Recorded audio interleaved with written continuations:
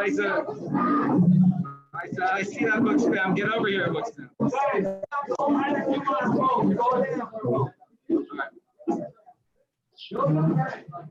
right. Gentlemen, today is a very special day. Guys, today is the 29th of Sivan. If you guys count back from Tisha B'Av, it's the days the spies were sent out to spy out Eretz Yisrael. So amongst the tzaddikim, they say it's a big opportunity to fix up the mistakes of the spies, and they spoke Lashon Hara about Eretz Yisrael. So if anybody ever speaks Lashon Hara about a Yid, the end of this Gemara is going to put them in their place. So because every Yid is unbelievably amazing. So don't speak Lashon Hara against Yidden. All right, come here, Uncle Fester. All right, the Gemara says that the fires of Gehenna cannot rule over Talmidei Chachamim, and we learn it from a salamander. The salamander comes out of fire, is a creature created from fire, and a Talmid Chacham is his whole entire entity, his whole entire being is fire. So therefore, if the fire can't rule over a salamander, that's a result of fire. So a Talmid Chacham, whose whole essence is fire, he for sure will not be able to be affected by the fires of Gehenna. At which point comes Reish Lakish, and what does Reish Lakish say? I'm Reish Lakish. He says that Reish Lakish says that the fires of Gehenna can't even affect a Jewish sinner, a Jewish person who's made mistakes. And a fire can't affect him. Why? Kal v'chomer from the Mizbeach Hazav. The Mizbeach Hazav was in the base English where they brought the Ketores, right?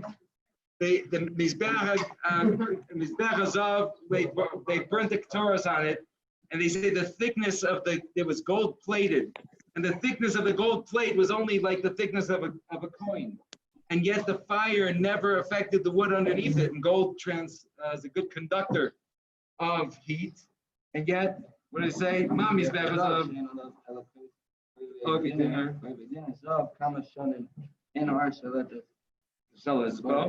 the fire never affected it.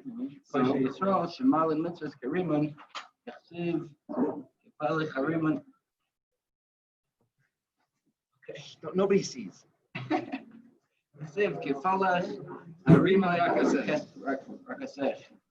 Like the shell of a pomegranate is your head. I'll take don't say the temple of your head. It's the empty ones of the Jewish people are filled with mitzvahs like a rimon. We know that HaKadosh Baruch Hu, even if a person messes up, HaKadosh Baruch Hu counts every mitzvah that we do as it's the most amazing thing. Because even if we're not aware that we did a mitzvah, Hashem credits us as if we did a mitzvah. Crazy. So it's the halachas kama v'kama. How much more so for us that are so mamish filled with mitzvahs? We're filled with mitzvahs. Hadron Allah, Chomer v'kodesh v'slik olam maseches chagiga. Hadron Allah, Chomer v'kodesh v'slik olam maseches chagiga. Hadron Allah, Chomer v'kodesh v'slik olam maseches chagiga. Any other people make Sium? Maybe else? So we'll do the Sium thing? Okay. Look.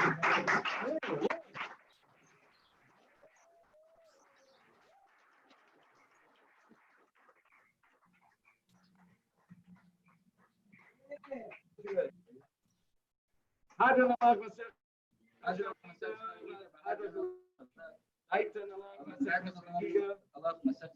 Maseches לא סיסני שמיnan מסכת חגיגה לא סיסני שמיnan לא במעדין לא עמדסי hadron Allah מסכת חגיגה והדרך חלון דייתן Allah מסכת חגיגה ודייתן חלון לא סיסני שמסכת חגיגה לא סיסני שמיnan לא במעדין לא עמדסי hadron Allah מסכת חגיגה והדרך חלון דייתן Allah מסכת חגיגה ודייתן חלון לא ניסני שמיnan מסכת חגיגה לא סיסני שמיnan לא בעמדין לא בעמדסי נדר יהי רצון לפניך אדוני אלוהינו ואל עשינו שתהי ישועתך ונעשינו בעולם הזה ושתהי לנו Olam Abba, Chanina Bar Papa, Rami Bar Papa, Nachman Bar Papa, Chai Bar Papa, Amamari Bar Papa, Rafram Bar Papa, Nachis Bar Papa, Struchel Bar Papa, Ada Bar Papa, Dar Bar Papa. Arev no Adonai Eloheinu, as you raise also Befino, Fios, Am Kabesha, Yah Nafnu. Kulani Nafnu, Tzeno, Tzei, Am Kabesha, Kulani Deshamecha, Lamdesa, Zara, Mai Baitech, Many Mitzasecha, Kila Lami Li, Yehi Libi Samim, Kukecha, Lamala Evosh, Laman, Lolam, Lo Eshtakach, Udecha, Kibam Chisai, Baruch Ato Adonai, Lamdei Kukecha, Amen, Amen, Amen, Silva. Modim Anachnu Levanecha. Adonai Eloheinu B'Levaseinu. Shesamta Chalkeinu B'Yoshvei Beis HaMedrash. Shesamta Chalkeinu B'Yoshvei Koronos. Shanu Mashkimim V'Hem Mashkimim. Anu Mashkimim V'Beisar V'Hem Mashkimim V'Var B'Teilim. Anu Amelim V'Hem Amelim. Anu Amelim Mekabel Schar V'Hem Amelim V'Ein Mekabel Schar. Anu Ratzim V'Hem Ratzim. Anu Ratzim L'Chayil L'Bo V'Hem Ratzim L'Ver Shachas. Shememar, Nata Elohim Teridem Leverashach, as Anche Delmi, Mimir, Lo Yachtu Yimeim, Vani Eftach Bo. Yiratzach Levanecha Adonai Lahai. Shem Shazartani, Yisai, Masechas Chagiga, Kenta Zreinu Lahasha, Masechtas, Yisrael Macher, Usaima. Vilma Lama, Vishmar, Velasas, Lakaim, Kol Diri Sama, Terzach B'Ha'avo. L'Zechus Kol Atanai, V'Amarayim, V'Samidei L'Chamim, Yama Li, Uzari, Shalom, Samush, Atar, Ki, Zari, Zari, Adolam, Visiskayim, Bi, Vishalechacho, Tanka, Osfa, Osach, Shachbecha, Tishmar, Lecha, Bakitosa, Hi, Kechos, Ki, Yuhu, Yamecha, Yasifu, Lecha, Shnois Chaim.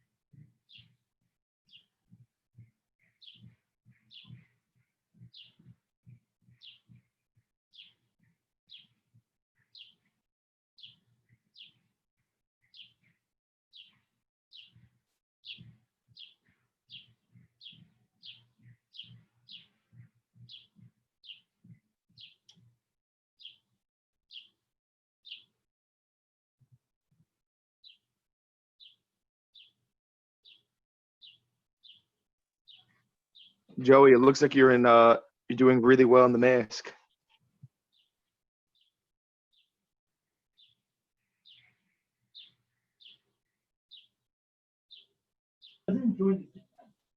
Okay, I'll make this the one in a second. I can start? Okay.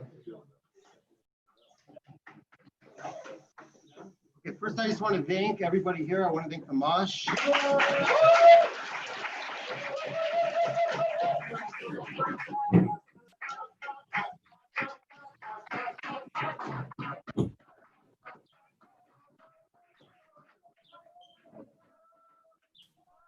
think it's Kamai putting off for him. I think the Mosh sees everyone here. And so many of the guys here, everyone wanted to say. The Mosh said, fellas, go get yourselves a villa. And and Mosh really made it happen. And while that wasn't enough, we need a better villa. And Mosh got the guys even a better villa. 2 pools, jacuzzi. It's really unbelievable what the Mosh and Ray Freeman and the Rabbanim here put in to really make it happen. The guys can stand and get to this point.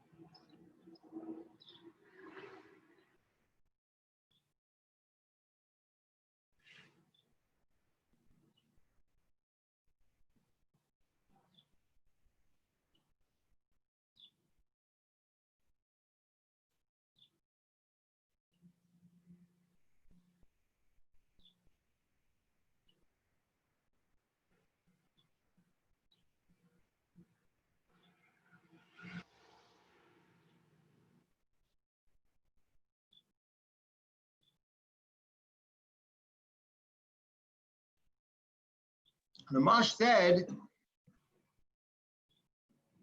and this is the first time I've been kicked out of Neveh. And look, and the Mosh,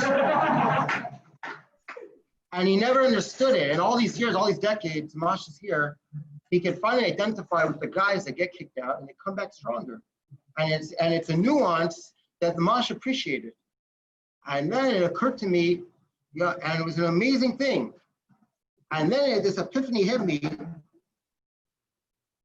that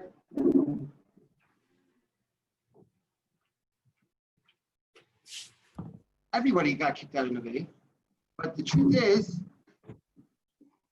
Neveh cannot get kicked out of you.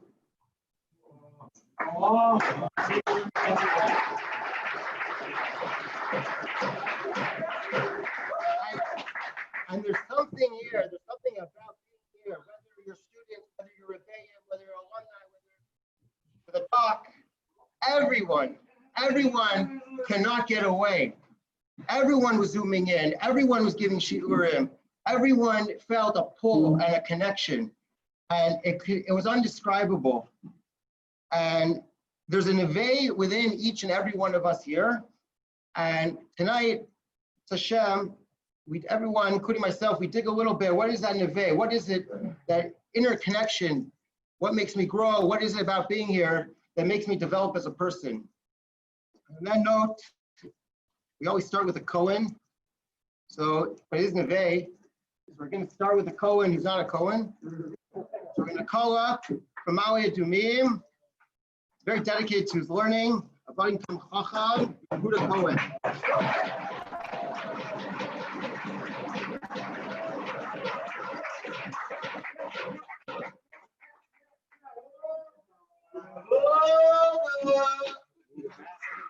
Am I allowed to do that?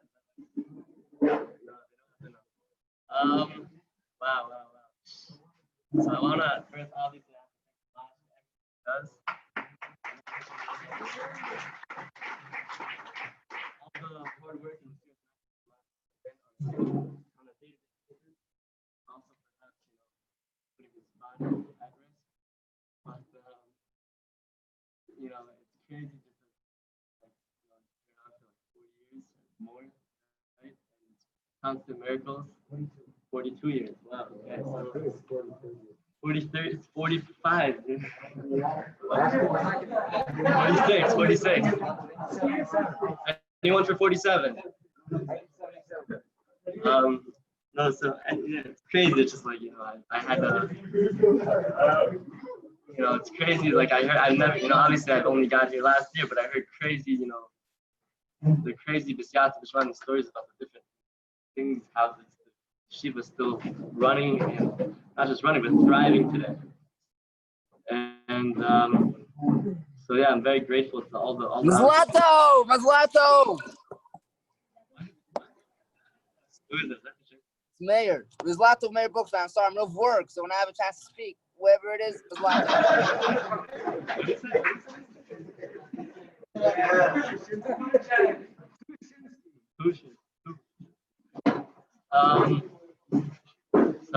obviously I would love to thank all the rabbis. Every single rabbi here I've learned tremendously from, whether they learned with me or not. I just learned just from seeing them, seeing their example. And every single rabbi here is like a huge tzaddik in my opinion, and I think also in Hashem's opinion, if I could say such a thing. The fact that they, each rabbi here could I feel like they could run their own yeshiva, and they just decide to come and learn one-on-one with guys that don't even want to learn one-on-one with them. But so it's crazy. It's because they have the fact that they're reaching down at such a crazy level for us. And I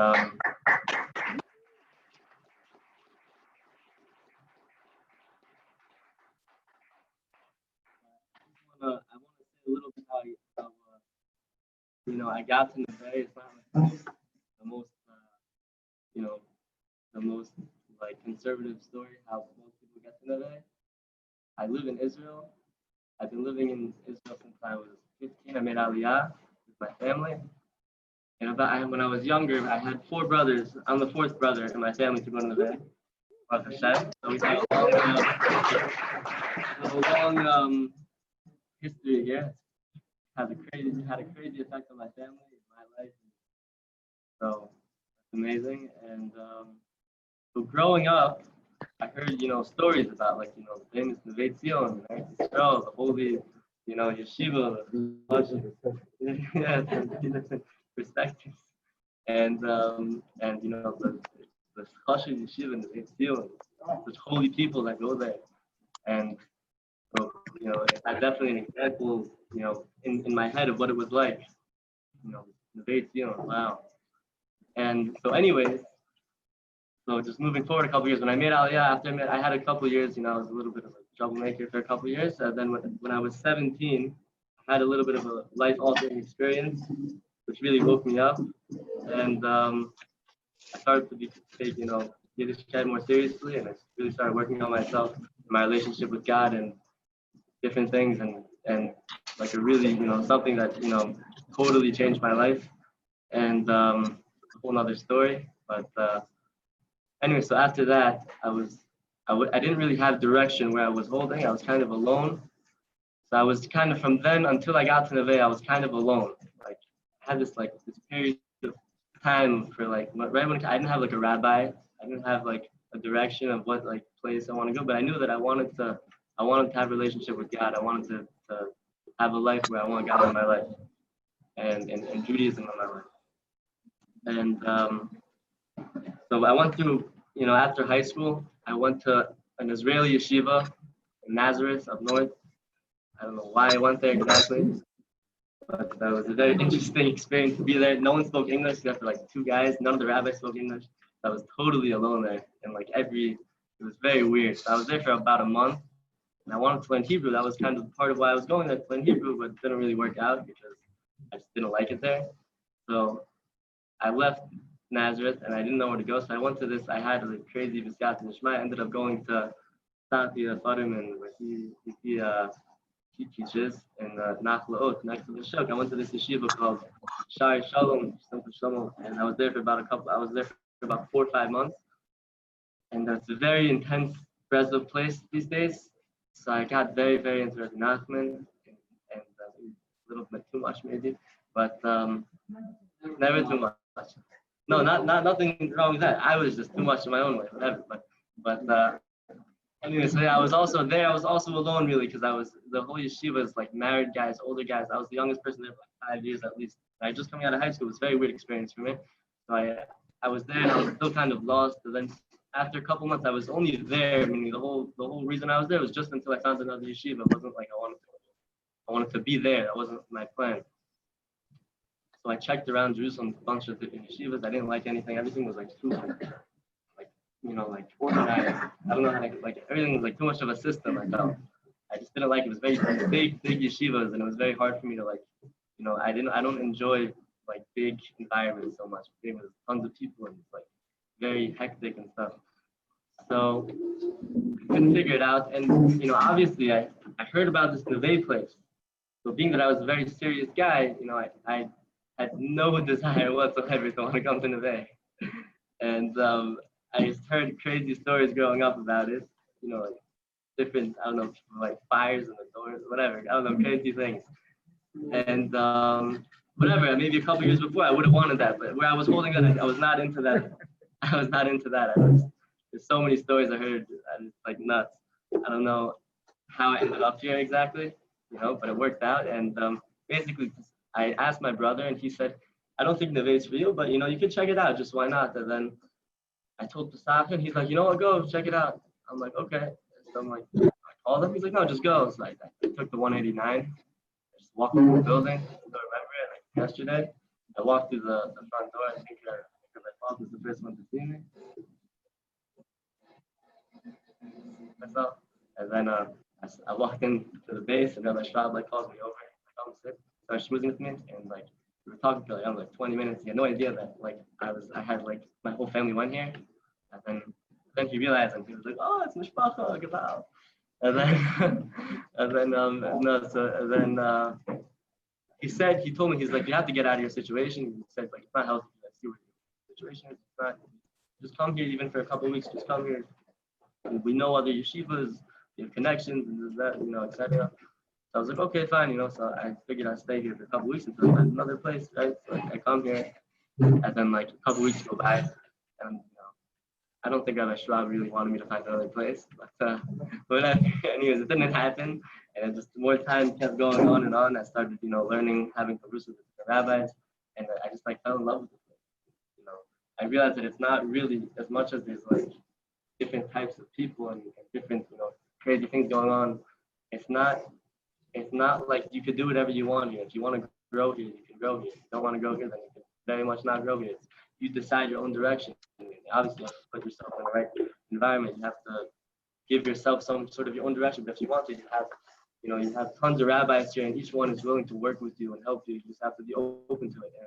And when I got here, it was actually an interesting story. When I first got here, I was like super into, you know, Rabbi Nachman and Breslov. So my first thing when I got here was in the base. I wanted to see, like, you know, where's the Breslov farm? Where's the Rabbi Nachman farm? So I go and I see it. It's on like the bottom shelf, right? Like in the corner. I was like, oh no. Right? So I was like, oh no, this is gonna be like, you know, that's just like, you know, they didn't have any space for it, so like put it there or something. And then the first day that I officially like enrolled, whatever, I don't know, started paying, I guess, into Neveh, the same day that Yiddy Glick came, was the dorm counselor last year, right? And he walks up to the base, right? And that was a big worry on my mind about. I didn't want to turn into like this, like no offense, I'm not saying, but super like Litvish. Yeah. Thank you. And there's nothing wrong with it, but whatever. From where I was holding at the time, that was like a very bad. That's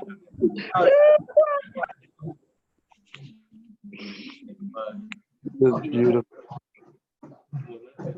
Anyway, so after that, I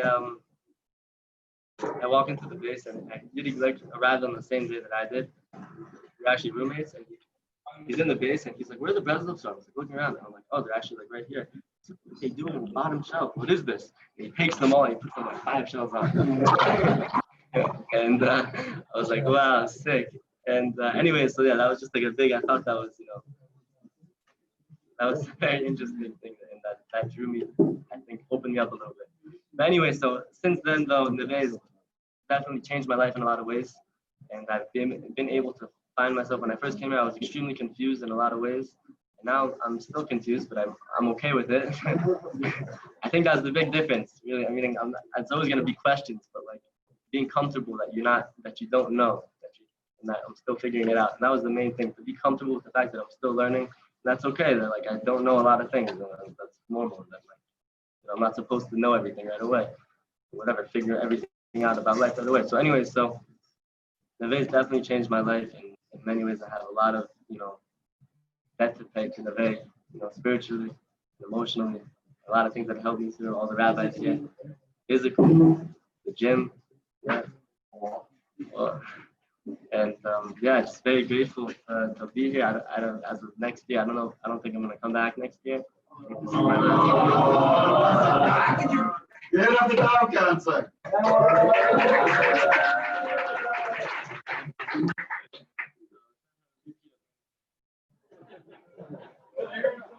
Yeah, me aside. Okay. Anyways, yeah, thank you so much, Rabbi. Thank you, Neveh guys. Thank you so much for everything.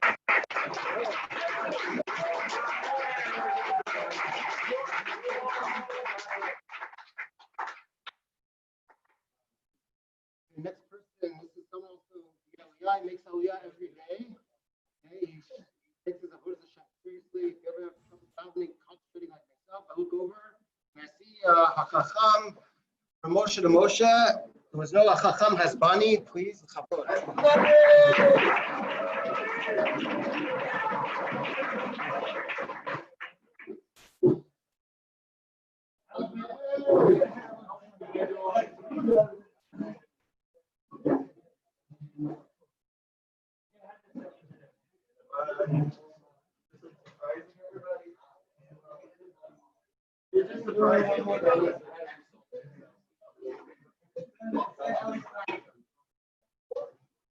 So I just want to first thank Amash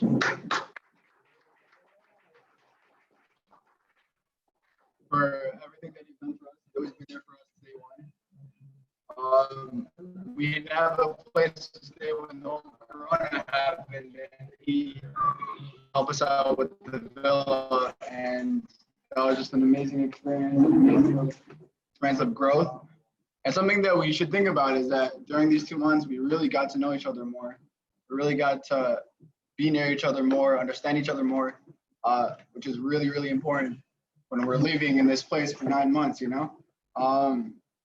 But yeah, so I have something to say. I'm gonna talk from my heart. What's in here?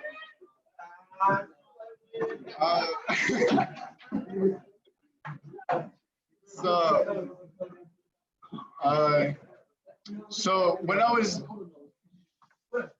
before Neveh, I was really confused with what I wanted to do with my life. I was really confused about what's going to happen, and I'm sure all of us were at that one point.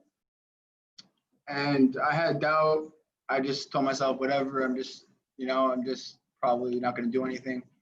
And I would come to school every day depressed and just all confused and scared. And one day I was sitting in class and I just spoke to Hashem. I'm like, listen, Hashem, I don't know what to do. I need your help. I need to find some guidance to see what I'm going to do. And Rabbi Friedman walks into my school.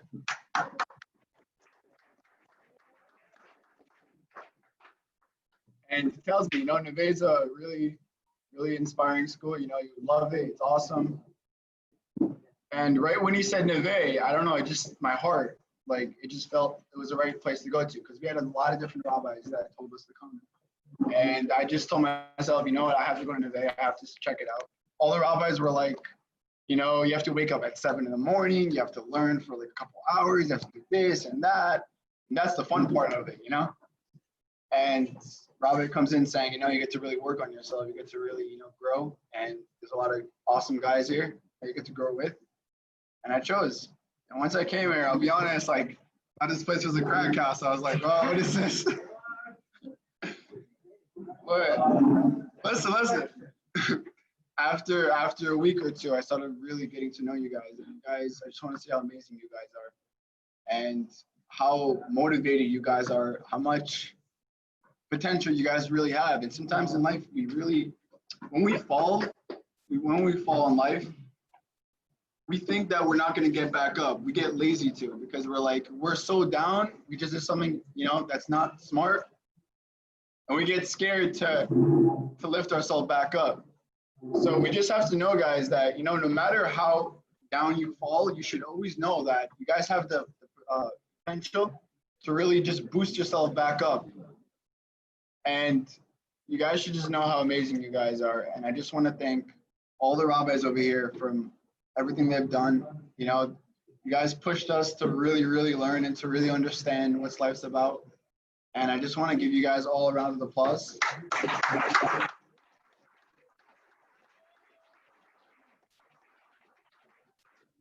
And I hope this is going to be a Neveh 2021.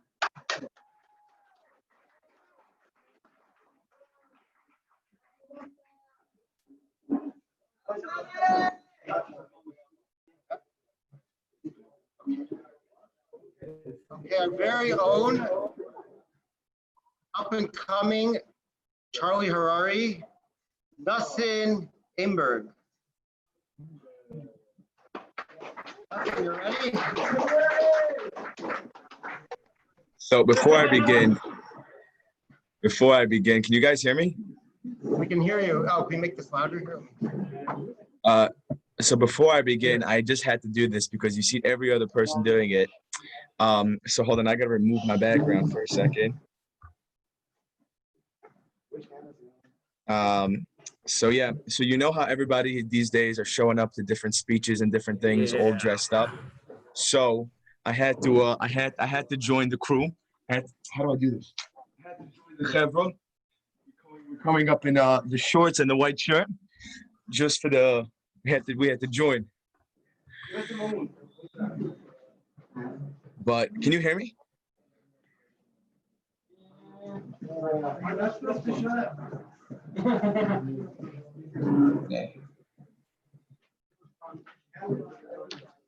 So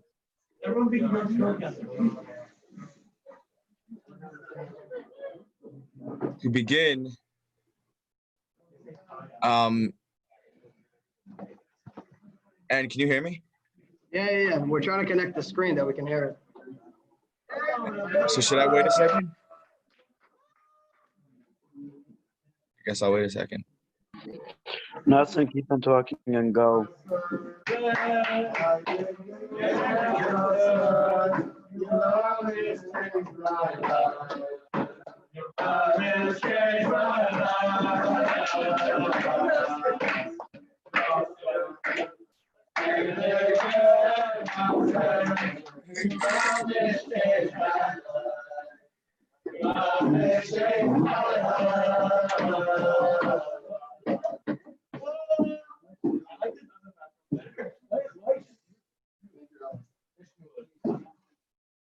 I heard my speech was mostly.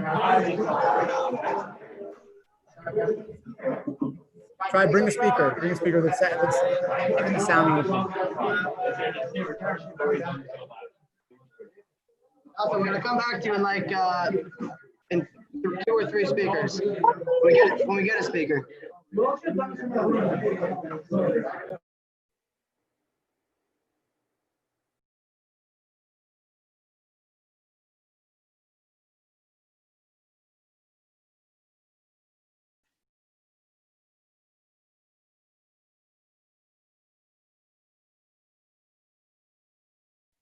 Wait, guys, the Neveh speaker is muted. You're muted over there. Ariel, you're muted.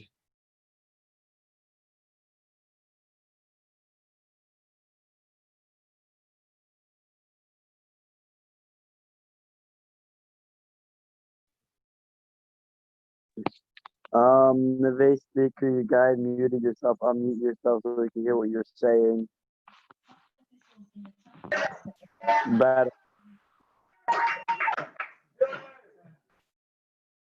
Okay, if you're ever stressing, you just take a look at this guy, and he's always just chilling in either his robe or in his Crocs that he's tripping over.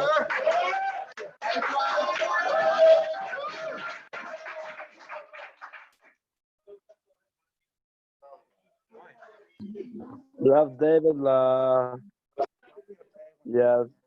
Yeah, but it's gonna be very delayed. That's why I'm saying maybe use this one. If you have one that plugs right in, This one is with the hooks. What do you prefer? It's up to you. No delay? It says rather use for the hooks. There's no hooks on this one. Yeah, so use this one. Sure this thing is doing? Yeah, there's always a delay with bits. this thing works. Yeah, it's quite loud. It's decently loud.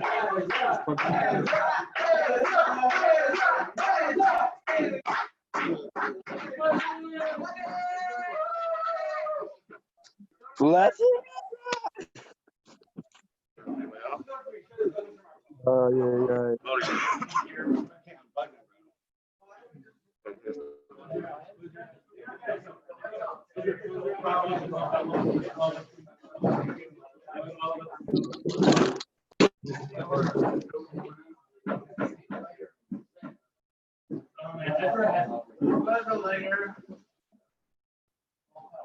But in other words, what should I say? What should I say?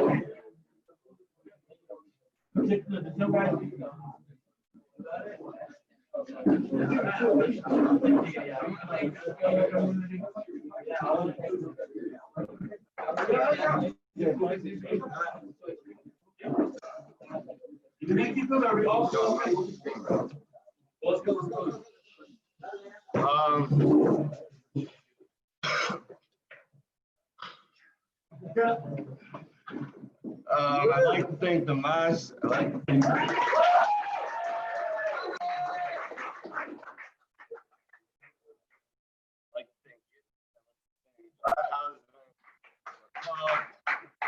Aaron, Lady, and yeah, all the rabbis. Thank you for you guys changed my life. And, yeah, thank you.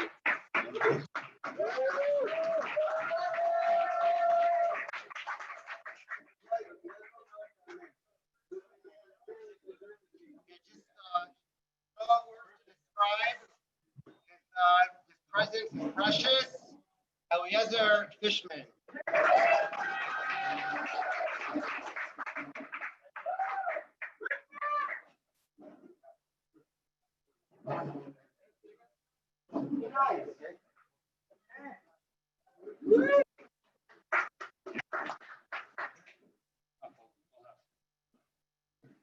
Well, it said first name's Eliezer. Everyone thinks I'm this Fishman for some strange reason.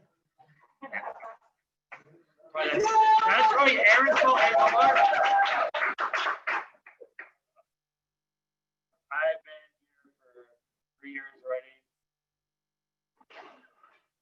Probably this has been more of a home than my own house.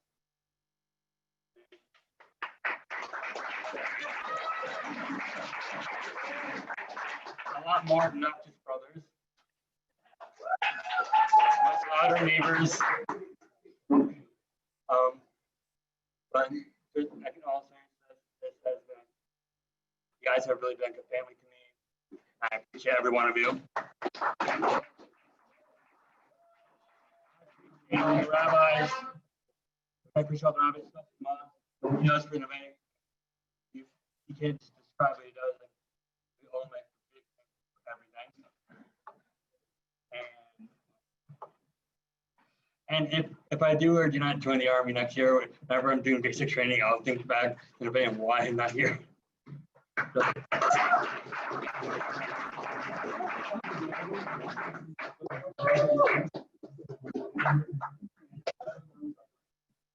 We're going to return to our up-and-coming motivational speaker.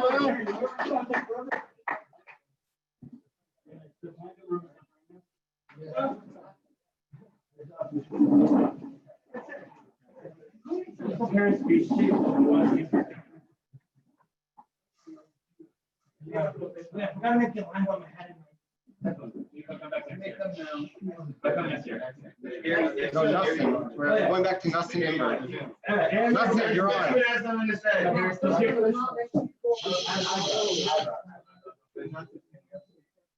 Yeah, nothing. You guys hear me? Hey, everybody. First of all, I woke up this morning and I was finishing davening, and I honestly, I felt over emotional. I literally just wanted to cry, and I didn't understand why. Now that I'm sitting here speaking, I understand why I was over emotional. I'm not sure where to begin. These things I try to prepare a little bit, but I don't know, and I really hope I don't start crying when I speak, but there's no words I can describe. It's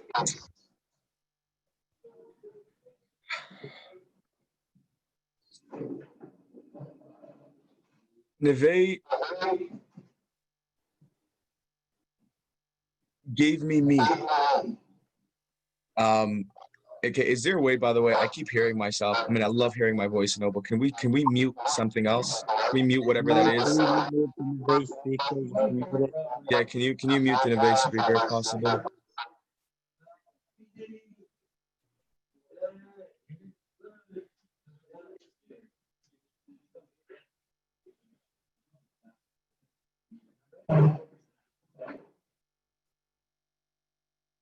Thank you. I really like. I just sitting here in the office. I'm just trying to think. It's when I came into Neveh, I was broken. I was lost. I was confused. I had no purpose. There was nothing to who I was, where I was. I was living an empty life. I guess you could say following my taivas, drinking, smoking, etc. A lot of the guys see me as a third-year guy who's sitting and learning in some, but to get to where I got to, only a place like Neveh can do that.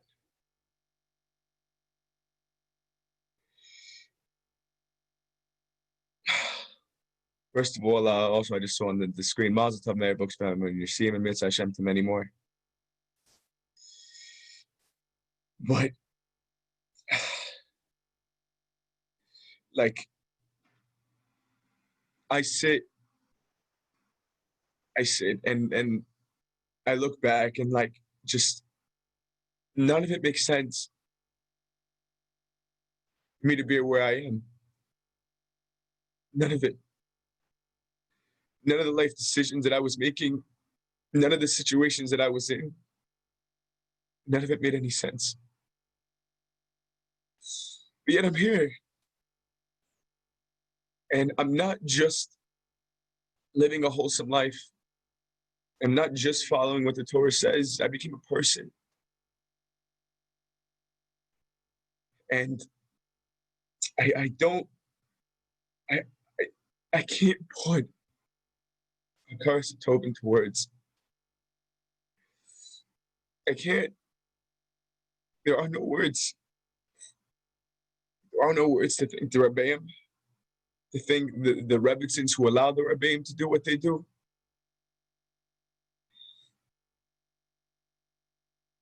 Yeah, the Rebbe, it's all because, listen, they say a man is strong, but without a Rebbitzin behind them, we're nothing. So it's a big thanks to them. And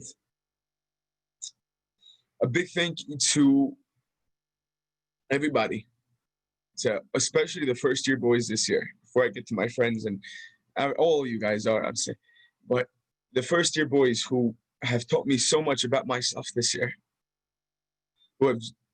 I messed up in so many different ways. And the first year boys were very good at letting me know about it.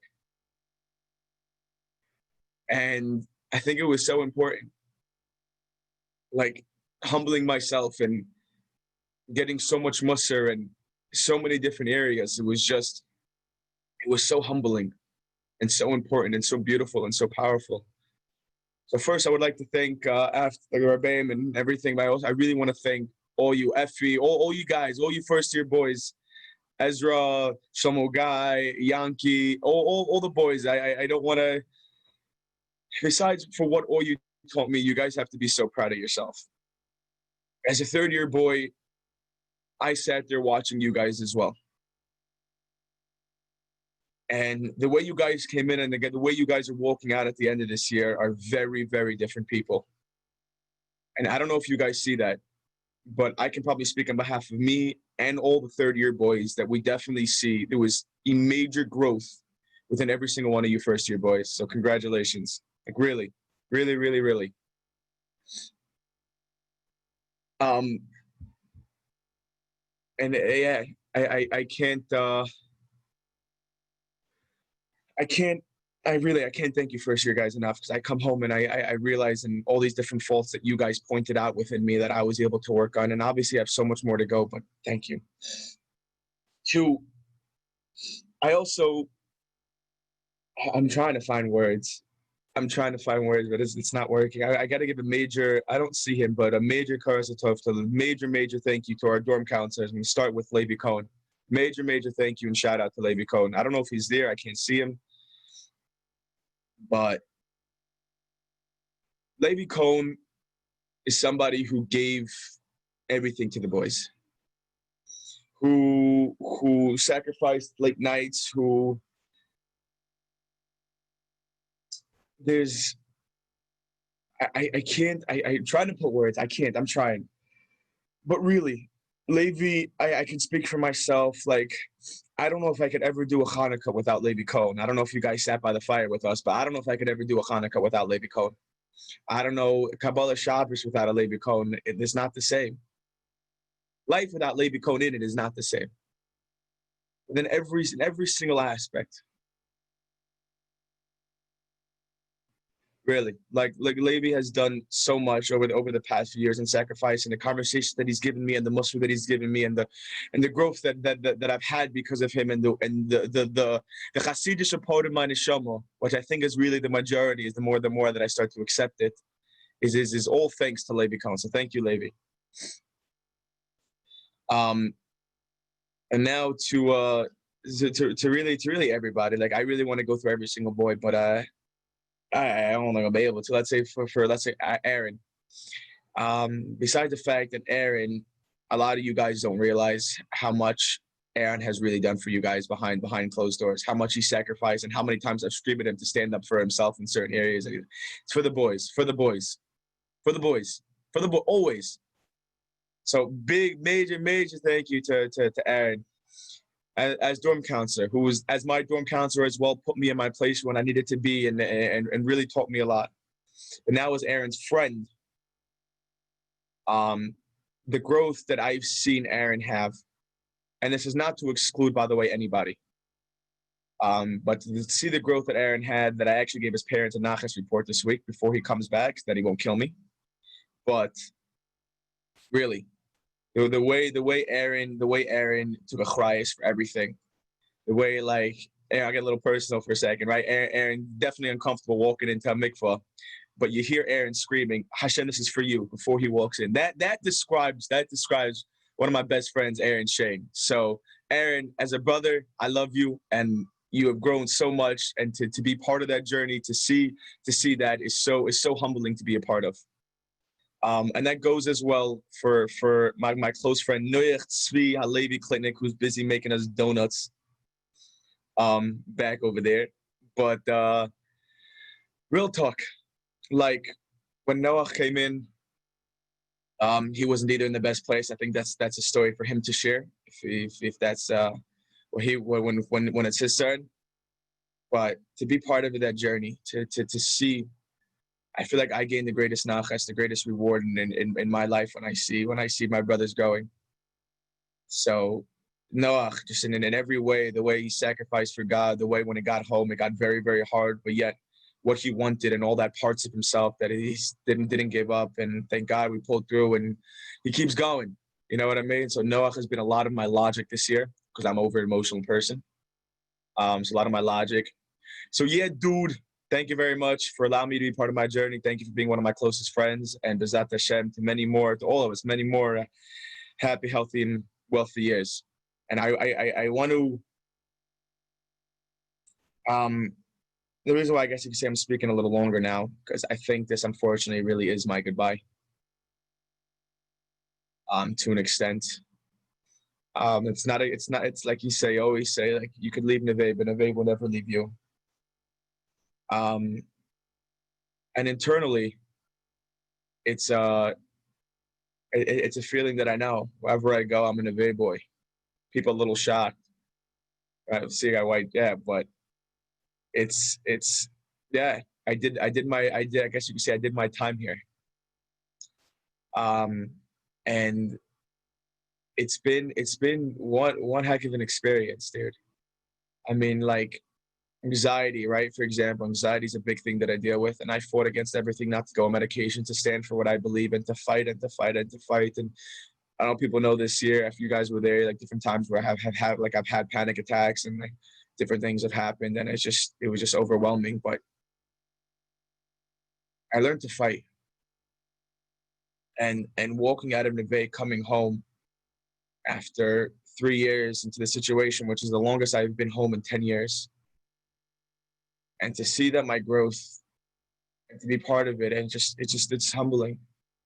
Because in the beginning, I wasn't even planning. Like, I guess you could throw it back for a second. I wasn't planning of going to yeshiva. I wasn't planning of going anywhere. I was planning on going to college and to party. And I was on a birthright trip. I was on an all guys birthright trip because girls were just too annoying. Then I'm like, I need to go on an all guys trip. You know what I mean? I just needed to get away. And somehow they convinced me on the second to last day to meet with Robert Friedman.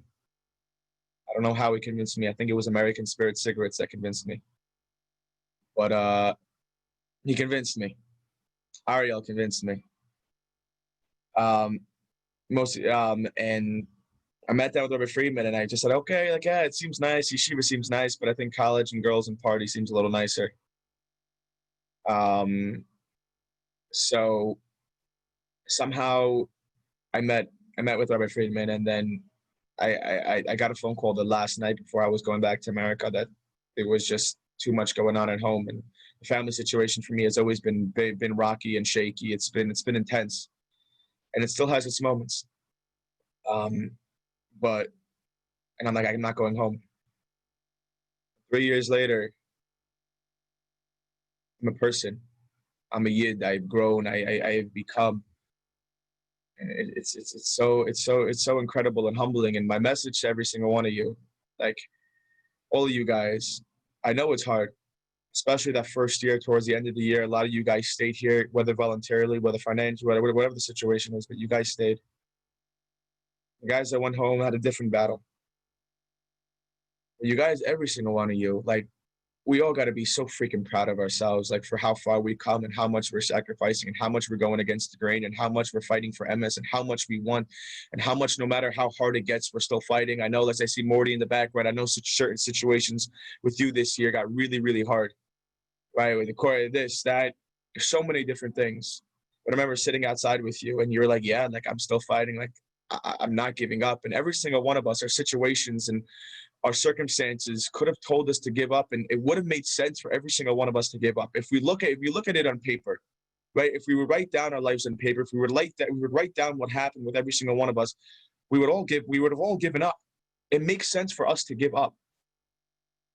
Whether it was because of a drug addiction, whether it was because there's so many different things that so many of us struggled with, but yet we all still fighting. And I think that's the part of Neveh that will never leave us. It's that fight. It's that saying, I will not give up. It's that part of me that's saying that I am who I am, and I fought for who I am, and I will fight to the day I die for who I am. And I think that's what Neveh has taught us, that we don't get fluffy with things. You know what I mean? Like, I don't know if Rabbi Feldman's here or he's on here, but like, even like my first year, like, for example, Rabbi Feldman put up with so much of my garbage. All the Rabbeim really did. Put up with so much of my garbage and my sisters. If you know, you know. If you don't.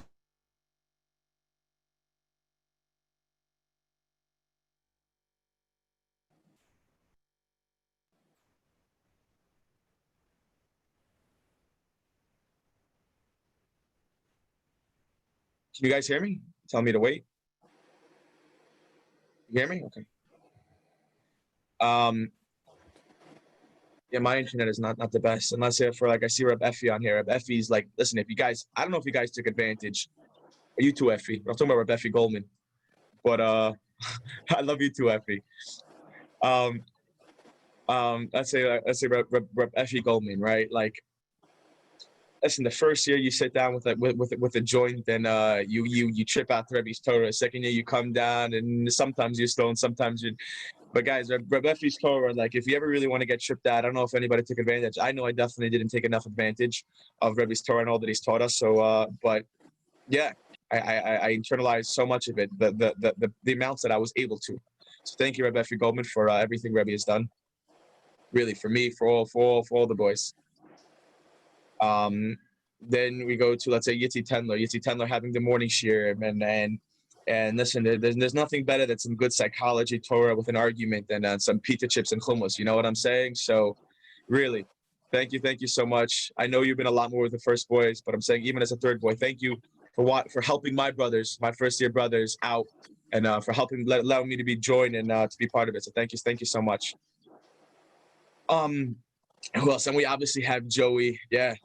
We obviously have Joey who runs all these Neveh things. He gave us a time when we were there, and gave me, Yaakov King, and endless other boys about a home to come to, and delicious, healthy food, which is always a plus and a nice vet. So just being there, and to that's a big thank you to him. A big thank you to Ariel Hausman, to Mayor, to Kobe, to Shmuel Appel, to all you guys who really have added so much to us. And I think you guys don't get enough of Karsatay for all that you do. So thank you.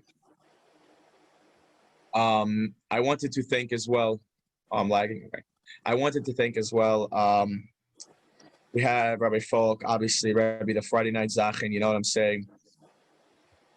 When I got high, when I got high, when I got high, do.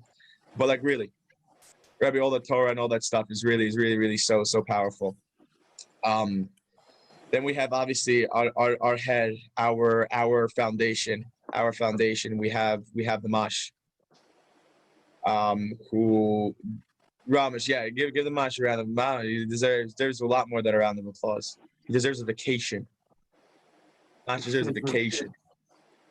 But really, what the Mash has done for all of us, and I've seen behind closed doors within everything, how much the Mash sacrifices for every single one of us in every single way. And all my thank you, Mash, for all my my Tuesday night annoying questions. Mamish, thank you, Mash. To Mitzvah Hashem, may HaKadosh Baruch Hu grant the Mash many happy, healthy years, that he should be able to continue doing this, continue doing all this beauty that he's doing for us and for all the Klal Yisrael. I want to thank Rabbi Slavin for. I gotta rock out. You know what I'm saying? Oh wait, we gotta rock out the shorts over here. But I really gotta thank Rabbi Slavin for a lot of things. For my tzitzis. Yeah. Shalach Rebbe, Mamish, like in every way, whether it was I joined the Chabura for davening, for all these different things, and it was like my tzitzis and stuff. Like tzitzis seems something small, but I get a mitzvah every single day, all day for 2 years straight because of Rabbi Slavin. So thank you, Rabbi Slavin. Really, thank you, Rebbe. Just the tzitzis is just a tiny little thing as to what Rebbe does for me, and it's just so many different things. Thank you, Rebbe. I would like to thank obviously my Rebbe, my Rebbe Mulvik, and every Rebbe has done so much for me. So before I go, I want to also to my Rebbe who knew since the beginning, has been there through everything. I can't.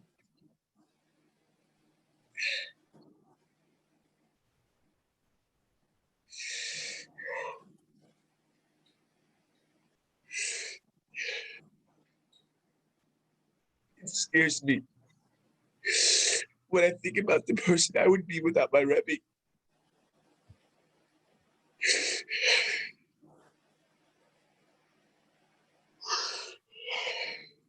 Like really,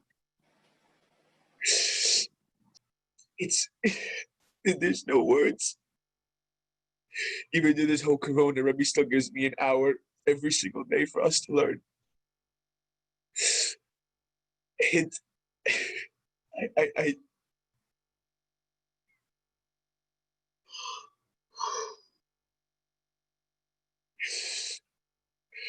I started bleeding. This is interesting. Intermission, 1 second.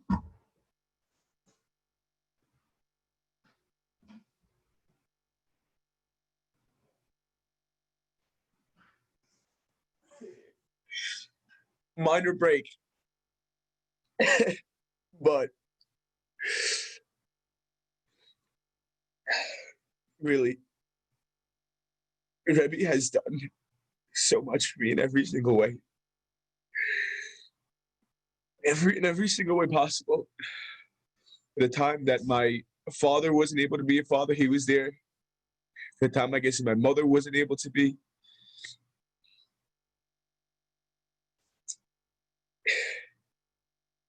Like, I don't know how to put it into words. I really don't. The curse that I ever have for Rebbe. Really everybody.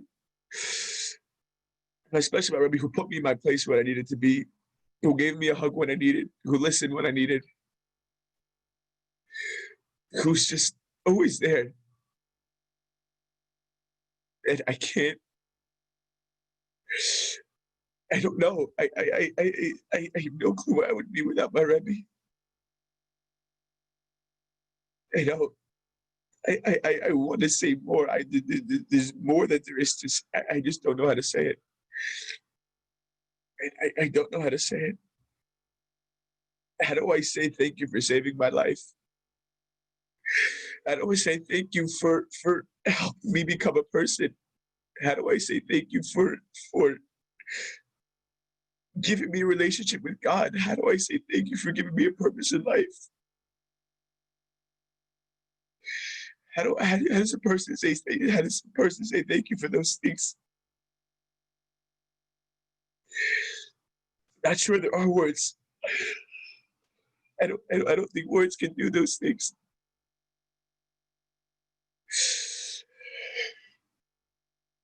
But Rebbe, I love you. And thank you for everything. And amidst Hashem, many more years. Many more years. And I never understood that a Rebbe can be that much. Like, remember you used to tell me, like, in my first year, how a part of him left. A part of Rebbe died when Rebbe's Rebbe passed on. And I never understood that a Rebbe can be that to somebody. Because to me, a Rebbe was somebody who sat in a classroom and told you what you're doing wrong, and told you how you're not like everybody else, and told you that you're not going to be in. Or even if they were good, they were just a classroom Rebbe. Like, they said hi, bye in a classroom, and that was the beginning, that was the end. But now I understand what it's like to have a Rebbe, what it means to have somebody who's not just external, who's somebody who holds a place internally, somebody who, no matter where I go, no matter what I do, I don't move without my Rebbe. There's a part of me that always just, my heart is, part of me that just is because of my Rebbe. So thank you, Rebbe. Thank you. Thank you, Rabbi Sidransky. And also a major thank you to Rabbi Goldman. So I don't know anybody who's been in our share this year, but Gemara is not my thing. Let me say it wasn't my thing. Rephrase. And I think that is the Iker Nakuda of this. Is I came into the beginning of class, besides the fact that half the time I just walked out, and there were so many different things going on, and there was so much, and Rabbi Goldman was like, Nassim, you eventually like it. I'm like, Rabbi, there's no way I'm ever going to enjoy Gemara. It's not a thing, okay? Like, people have this thing. There's no way. And I went on and on and on. And if you can't tell, me and Aaron are a good duo. If you ever want to disturb a shear or anything, put me and Aaron Shane together. We'll destroy whatever it is for you. Guaranteed. But really, with every single way, Rabbi Goldman has really brought, besides the fact that I spoke about it last year, the way, I don't know, from boundaries and stuff, the way Rebbe talks about his Rebbitzin, and the way unfortunately a lot of us had our relationships, our senior relationships, and are very distorted. I'm not saying that any of the Rebbeim don't have it. I just, the way you hear Rabbi Goldman speak about the Rebbitzin, it warms your heart to want to have a special holy woman backing you to because without it we're nothing. So thank you, Rebbe, for helping me understand what it's like, that what the beauty is by having a Bas Torah behind you. And I guess you could say, and I could say, I don't know, more important, less important. I think different time, different things. But the Gemara, Rebbe, they're still doing the daf. We are, I think, so far now we are 100 and 70 days straight. I think almost about 170 days straight. So it's a big thank you to Rabbi Goldman and Rebbe's patience. And I guess, guys, like, if you're afraid of learning Gemara, if you're afraid you might actually start enjoying Gemara, maybe next year you might not want to go to Rabbi Goldman's share, because I said I wasn't, and I did. So be careful, just warning you. And Rabbi Schwab, obviously.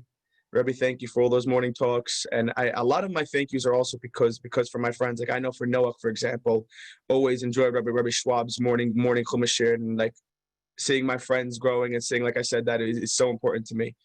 And just even our random conversation with Rabbi Schwab. So thank you for everything that Rabbi's done for me and all those walks, and for everybody.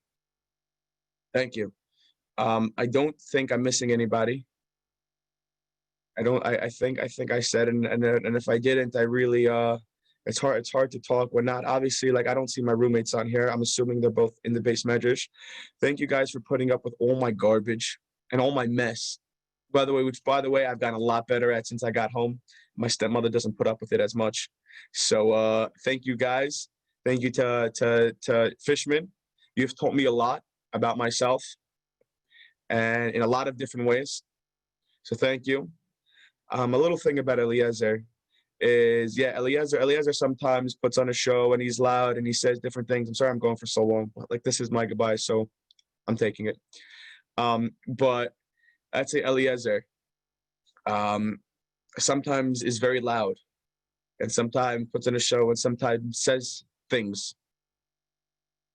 But I had the privilege of being his roommate, and that's what I mean, being the privilege. And don't get me wrong, was he annoying sometimes? Yes, but so am I. And we all are. And Eliezer, like, he was like, I'm like, dude, why are you doing this in the canteen? Like, I want to tell you a conversation that I had with Eliezer. Eliezer used to tell me, like, why am I? I'm like, dude, you can make so much money if we do the canteen this way. No, I'm not doing it for the money. I'm like, dude, then why the heck do you have a canteen? He was like, because I have a canteen, because I know what it feels like to be hungry late at night, and I don't want other guys to feel hungry late at night. And that's the kind of person that Eliezer is. I know, unfortunately, sometimes a lot of you guys, we don't see that. But Eliezer is mamish, is a holy, calm, beautiful neshama. Calm, but like, really. And to my roommate, AY, who, within every way, mamish has been there for me so much. We've been roommates for 2 years. And we definitely got on each other's nerves. I'm definitely good at getting on people's nerves, if you can't tell. It's one of my specialties. But really, he has done so much for me. My roommates really have done so much for me. Every single one of you boys have done so much for me. And I'd say, for example, right, if you just had like Moshe Esbani, right? You're like Moshe Esbani, who seemed like a simple yid, This whole Iker, he's sitting there talking to Hashem, like, Hashem, I just want to serve. Hashem, I just want to do. And he used to ask me these beautiful, innocent questions about serving Hashem. And it's so beautiful to see. And have Yechiel Cohn, who's been our hype man this entire year. You know what I'm saying? Jumping up and down in the base, bro. We have Yechiel Cohn. I don't know if he's on it, but shout out to Yechiel Cohn. And obviously to Yehuda Cohn, and obviously to Yehuda Cohn, who's run a Chabura, who gives us all so much, really gives us all so much. A big shout out to Yehuda Cohn as well. Mamish was grown so much and done so much and fight so much. You guys have him there. Like, I'm jealous. Like, really take advantage of Yehuda. Yehuda is a gem. He's a pure diamond. Mamish. Take advantage. And every single one of you guys. Like, it's hard to see everybody. I can't really see everybody. But yeah. I know I really went overboard, but most importantly, thank you to all the Rebbeim. Thank you to everybody. Thank you to every single one of you boys in Yeshiva who have taught me so much about myself. And B'ezrat Hashem, I will take this on for the rest of my life. And most importantly, thank you, Hashem, for giving me the opportunity to be privileged to be part of such a beautiful family called Neveh. Thank you, guys. Chai.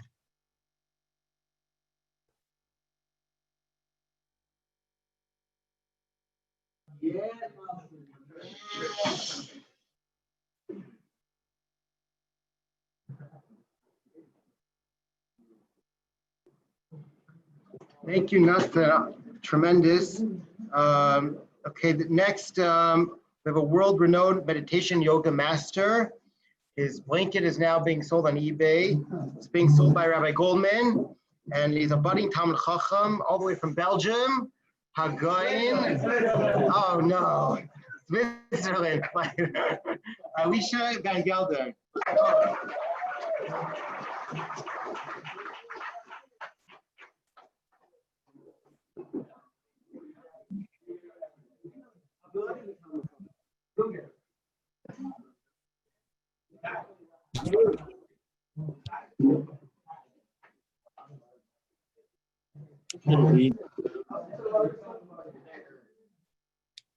All right, I'd like to thank the Mash for making yeah, I'd like to thank Ellie for founding the Yiggity Yaggity Club with me. Anyone who wants to join, applications, you guys can join the club. Yes, thank you everyone for a beautiful year.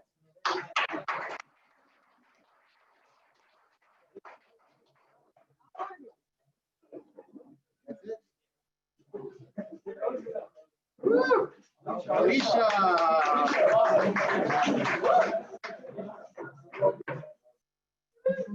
Okay. Okay, this is not just the Ruach of Neveh, he's also the Nefesh, he's the Neshama, he's the Chaya, he's the Yechida. All right, our one and only Achavod Harav Levi Cohen.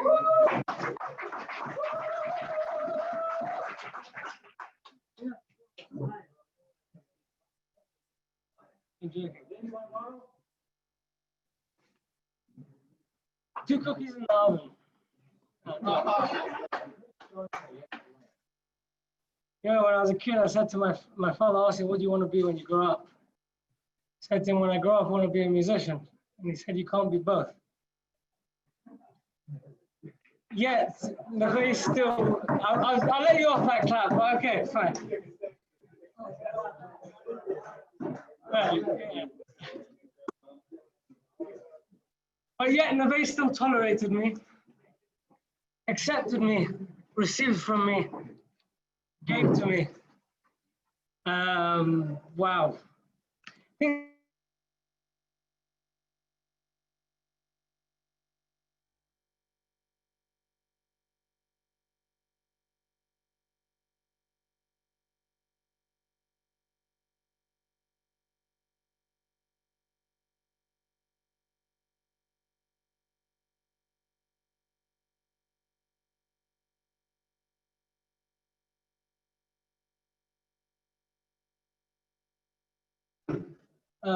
At the end of year Sium, well, I was just there for a month.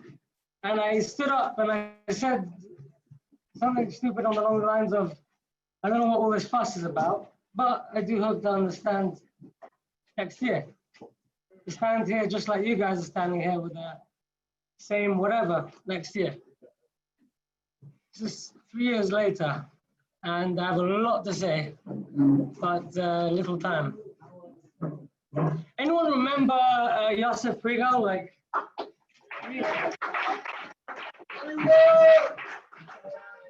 had a very long year.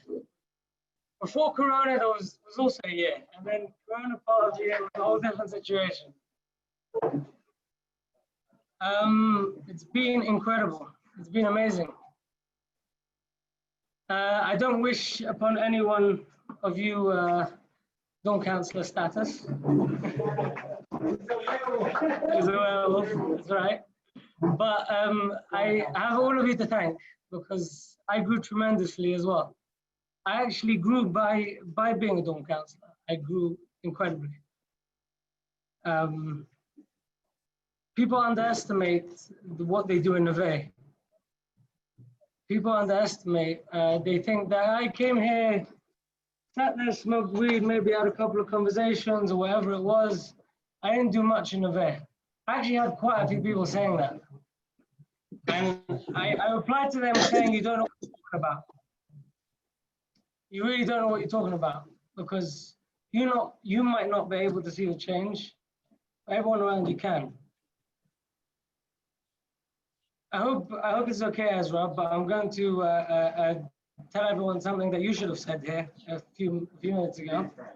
Stage fright, I understand you, but it's absolute proof. How long ago, I think it was in the last month, that you took drugs and threw it and put it down the toilet, right? With your own count in the air.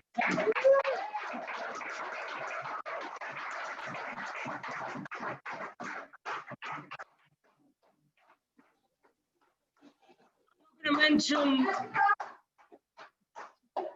I'm saying I'm not going to mention, but I am going to mention a conversation that only me and David Mocker know about the first week he was here.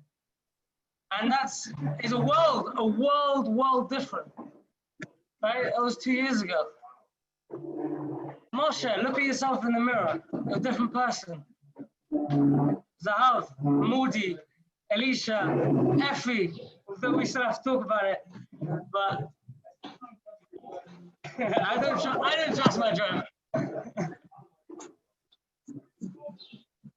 You know, a few years ago, I was walking in Jerusalem one Friday night with a friend of mine. It was right after Sukkot, and he didn't keep Shabbos. I was walking with my Bekcha and my everything, and he pulled out a cigarette and he started smoking a cigarette on Shabbos. And then he says to me, before he finishes the cigarette, do you think it makes a difference to God if I put down the cigarette like I would on Yom Tov?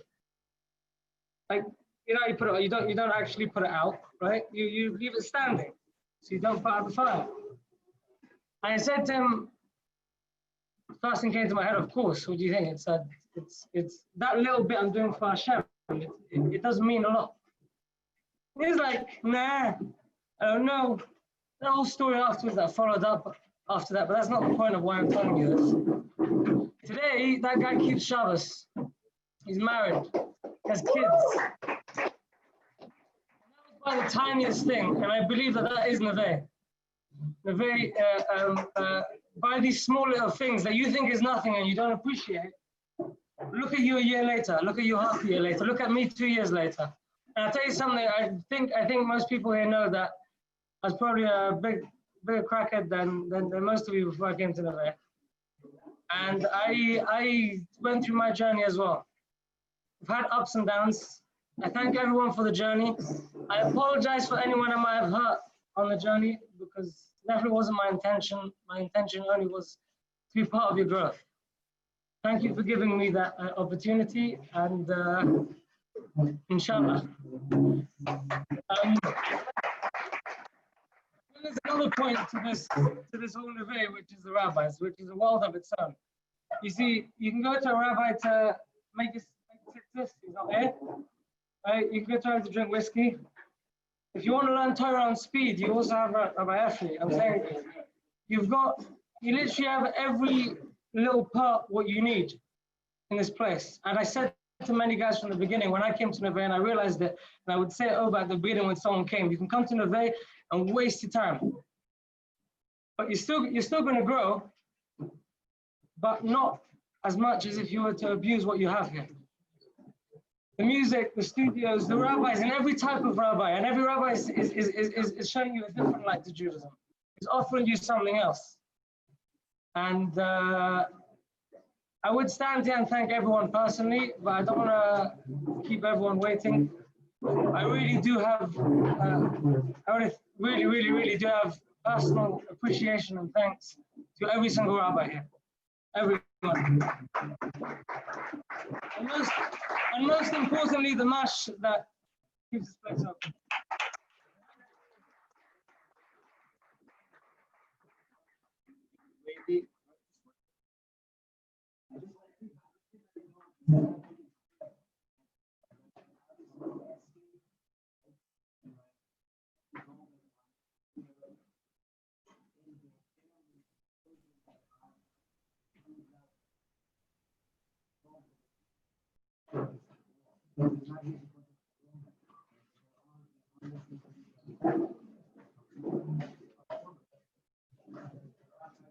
Thank you, Levi. Okay, this is one of the most inspiring people in yeshiva. He's a real fighter. He gets back up every time, and he's one of the mavericks in Rav Goldman's Chabura in the mornings. He's there every day on time, and organizes the music lessons. Anyone that needs a music lesson, takes responsibility, you make sure the bird of the yeshiva has food every day. I'd like to call Morty Sengler.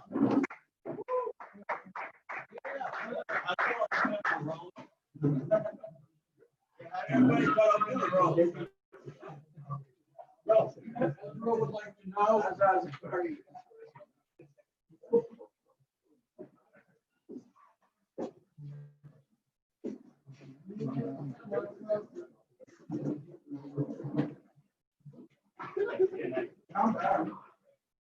Okay, so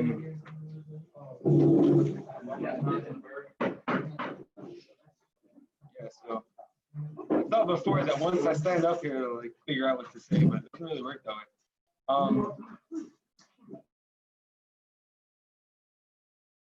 I want to say thank you, everyone. I want to say a special thank you to Yitzi and Mush for more than my fair share of chances through these past few years.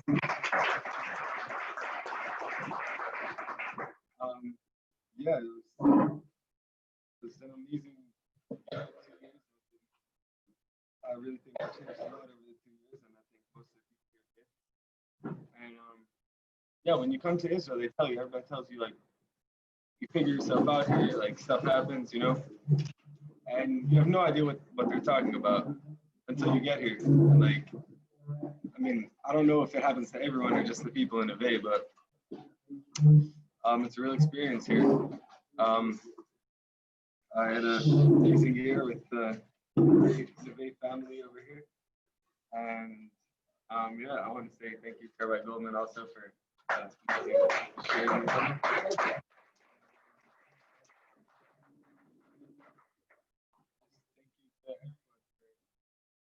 Being here, you know.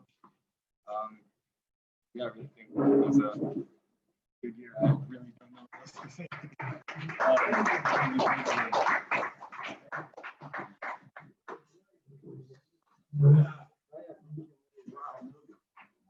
Okay. I just want to preface the next. The Shammai says to make your Torah set, say a little, do a lot, and accept everybody with a big smile. And sometimes someone that jokes a lot can be deceiving, but behind the scenes, someone that really took the reins, took the bull by the horns, this, especially during this time, Aaron Shane.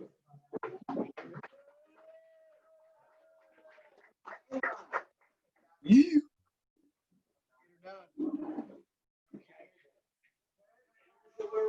I wrote a couple pages down. I'd like to speak from the heart. That was a blank paper. Okay, so, wow. So I've been here for a couple of years. I came here in the beginning. I really just came here to have a good time with no one else, not thinking about anybody else or on their expense about anything. The rabbis can tell you that I was probably their biggest delight and their favorite guy to be around. Maybe a couple of years later, I wasn't healthy whatsoever. I wasn't happy. I thought I was happy because I always really just, what can I do with the day to make myself have a good time? Whether it was drinking way too much, waking up in the morning trying to check for bruises to see if anything happens. Once or twice I'd find a bruise. And my first year, I actually thought I wasted my first year. I remember I was speaking to, I learned with one rabbi every day. 3:30, I learned Rabbi Sadransky. That was it. That was all I would do. And I spoke to him at the end of the year. I said, well, I had a good time here, but I'm not going to come back. I didn't really do anything. Why should I come back? Wasn't religious. No kosher, no Shabbos, no anything. I went to Poland. So after Poland, I was proud to be Jewish, which is a very big accomplishment, which I think is pretty cool. But Rabbi Stransky kept telling me, kept calling me over the summer. He's like, no, you got to come back. You got to come back. If you come back, this last year, the first year is just to get that little taste. That's not the whole. Some guys can do it a lot more. Some guys get the taste right away, and it's a beautiful thing. But just even that little taste, you get that taste, and we go back in the summer, and whether we like it or not, America's not like Israel. You don't have that. You can't just be like, all right, whatever. I messed up. Let me go to the kotel. I'll make it all good. I'll go to the God's house, and I'll clear it all up. So Rabbi Sadrowski's like, you're gonna come back next year, and maybe not one class. We're gonna go 2 classes. And that's when I got to meet Rabbi Goldman. I met Rabbi Folk better. I used to only meet him Friday night by the Seichaz. It's very, very funny, enjoyable. I don't recognize myself when I look in the mirror sometimes. It could very well be the hair. Yeah, I was thinking that also. But now, like when I see myself and like if I sometimes get myself to smile, I just look at myself because I'll tell myself a funny joke real quick. And I find myself hilarious. And I really don't. Like I never would have thought that I'd be to where I am today. So I have to thank every single rabbi here and every single guy here. You guys really helped me.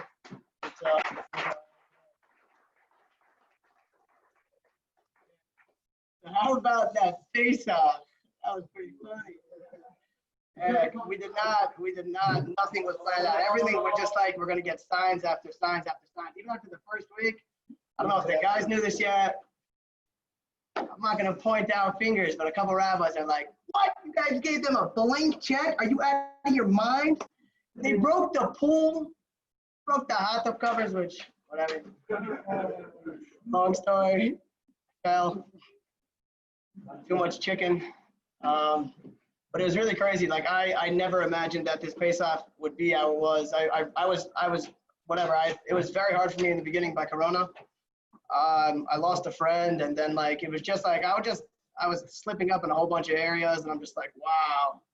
I wonder if this would have happened if I went back home to America. But you guys like helped me push through it. You guys helped me get to it. I appreciate that. Thank you, Levi, for really putting in most of the work. I put in a little bit of work. You put in a lot of the work. I really appreciate it. Driving back and forth, cooking, cleaning, this, that, the whole shebang. Breakfast was pretty good. Breakfast was pretty good. Yeah. Eggs and potatoes. It was very, yeah. Not really enough. What's up, brother? How you doing, brother? So I say this every single year, so I could be wrong. I don't know if I will be coming back here next year. It's okay. It's okay. You're going to be in very good hands. You have the rabbis, you have yourselves. You guys are going to do really great. But I will never forget Neveh. Neveh is my life. You understand? When someone asked me, I was in Waterbury, so like I always thought, yeah, Waterbury, yeah, cool, yeah, Waterbury. You heard? Now when someone's like, dude, where you from? I'm from Neveh, man. I'm very comfortable. I love to see one of you guys, rabbis, guys. It's been great. I'll give the thank yous. I'll speak to you guys all later because my flight's probably getting canceled.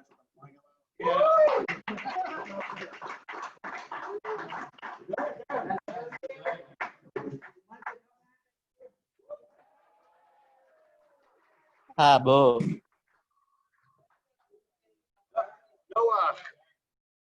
Noah Klitnick, you there? Yo, what's good? What's up? Hey. Noah. Dash, right? You trying to have me speak right now? Noah, yeah, you're. There you go, a pillar of the yeshiva.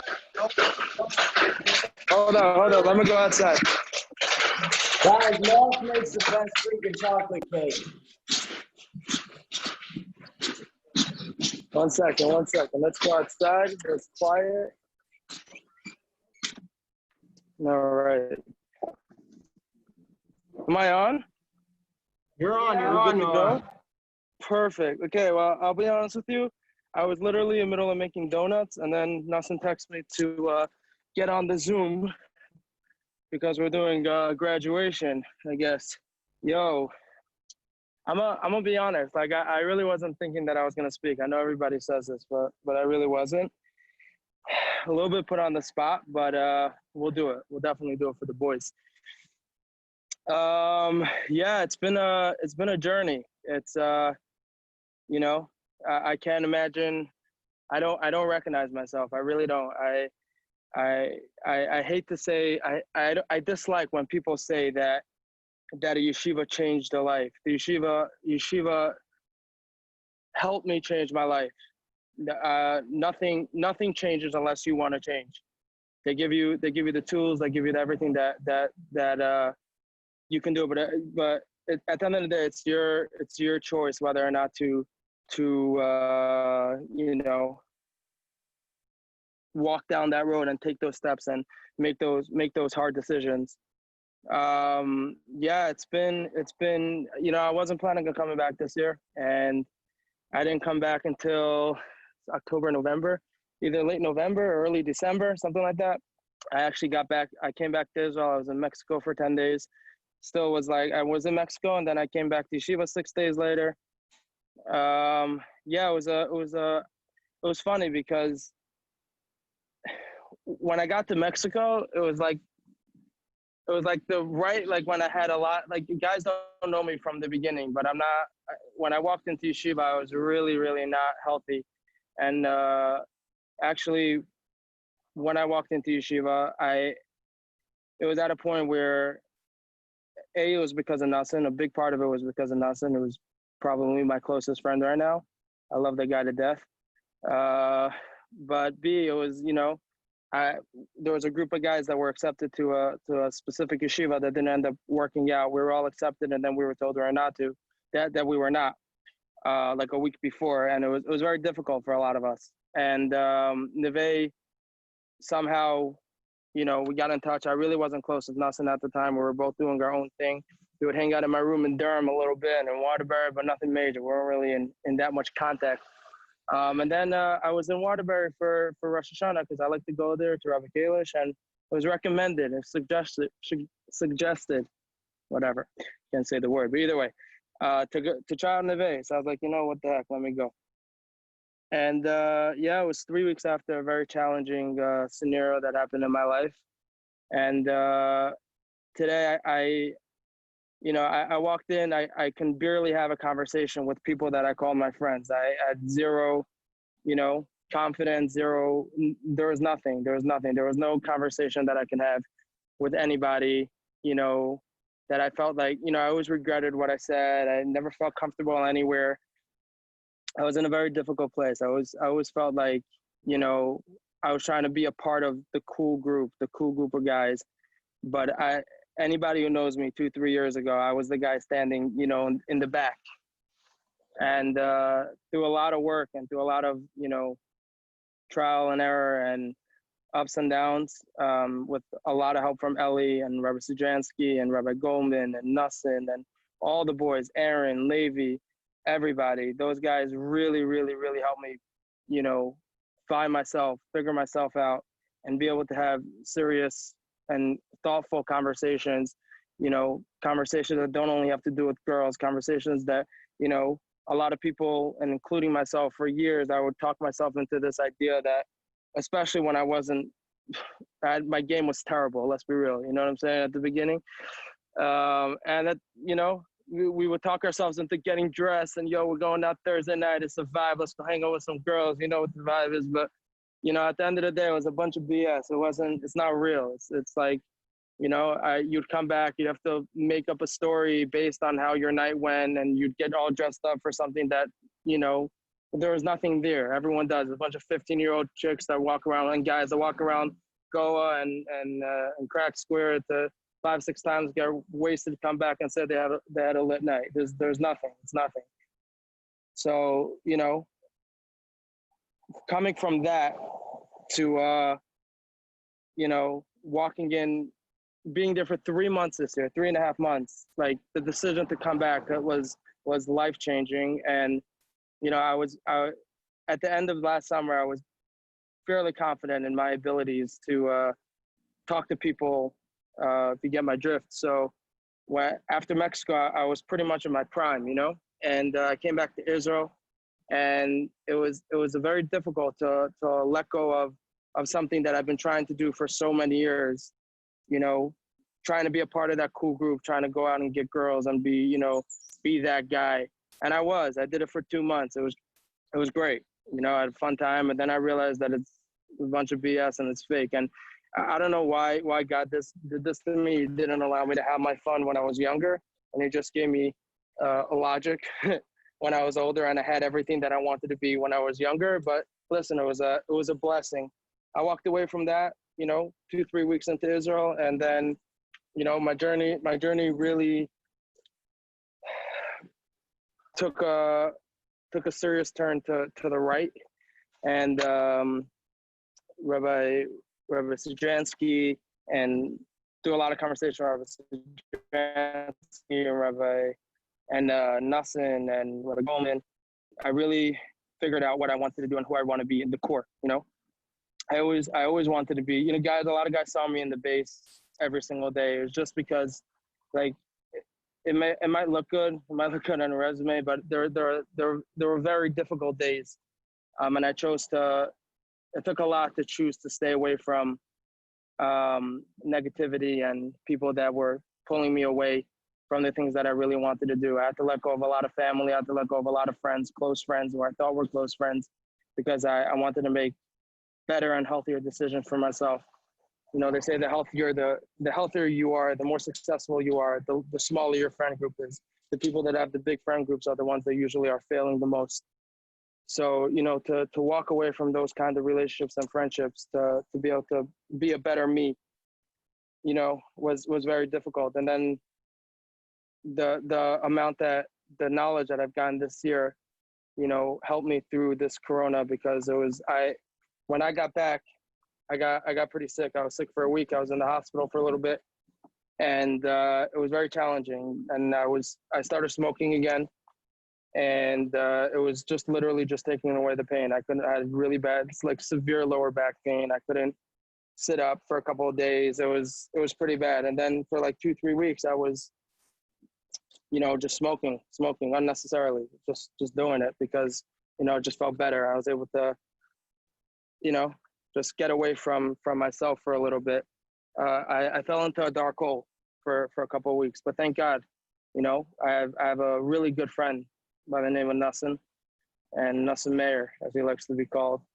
And we, the first time I really, really broke, I could not figure it out. I get home from work one day, which, by the way, all worked out. Everything that I wanted to do worked out, with the baking, with going to train in this big bakery, which ended up being, I had a lot of big life lessons over there. But either one day, over the course of a lot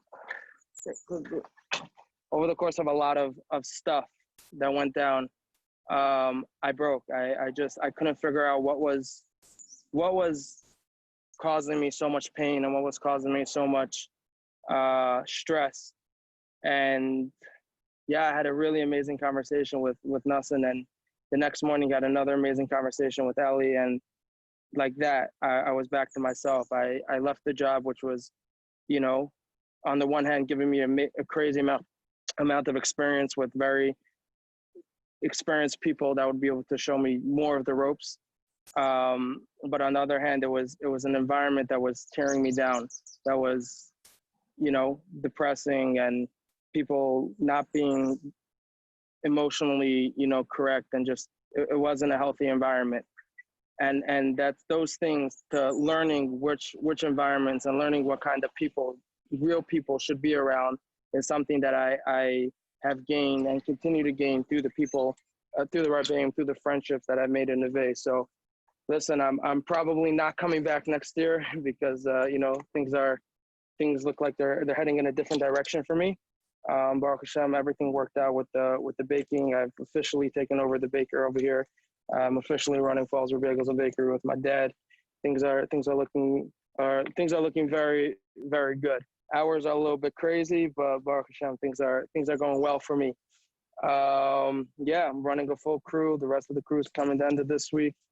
I've never been in a position where I go home every day with a smile on my face. I've never been in a position where I'm at a job, especially a job that is my dad's dream, to build a successful bakery, and to have somebody, a son or somebody like me, to continue that legacy. And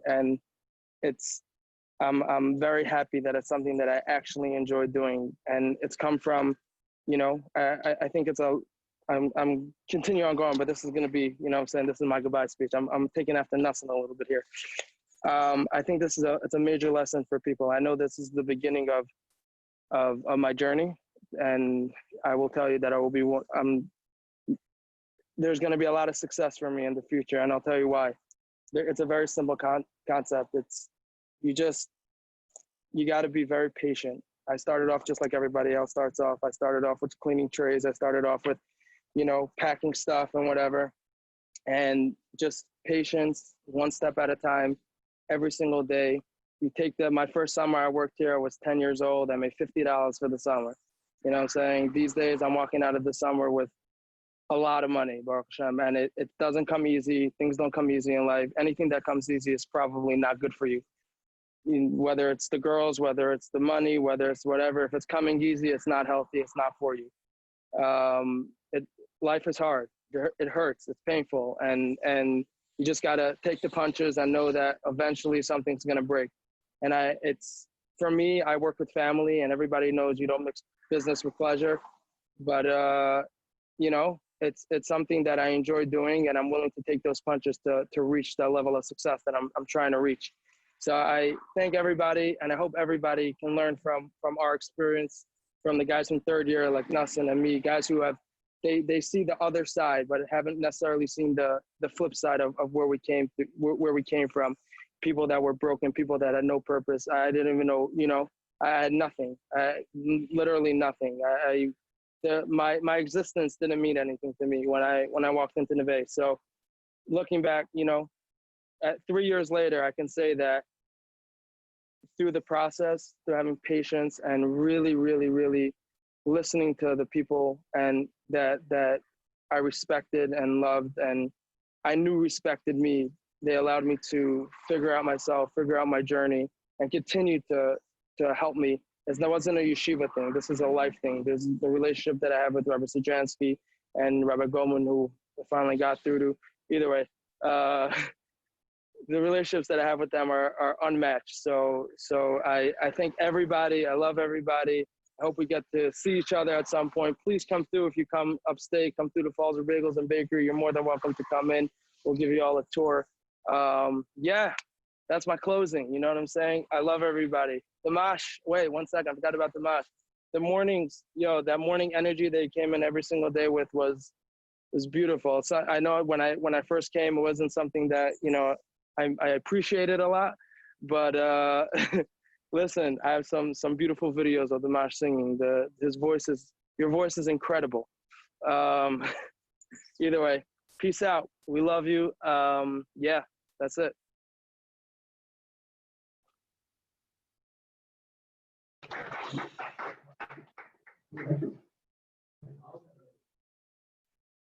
Okay, so we're gonna call up,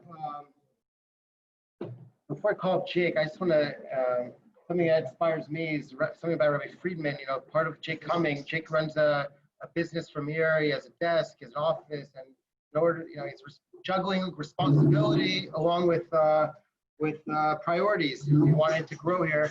And the fact that Rabbi Friedman opened up a whole office that Jake could come and work, and it's pretty amazing how much the Rebbeim are willing to bend and create the opportunity for guys. And Jake's very inspiring, keeping very driven in your work and also in your growth as well at the same time.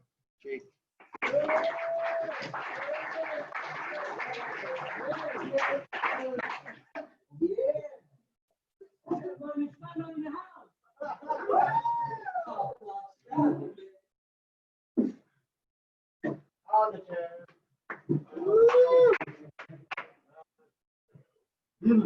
Okay, Ariel already gave half my speech, as all you know. I think it was like a year ago or 2 years ago, actually.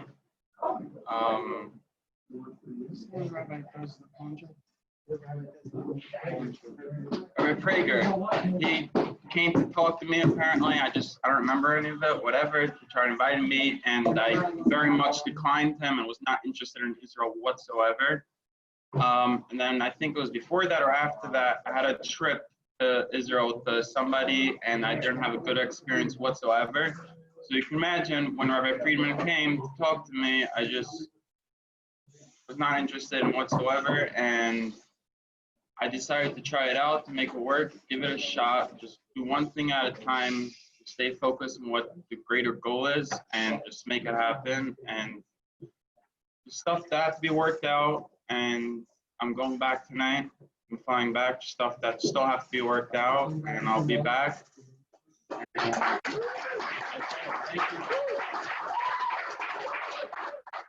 you, everyone here. Thank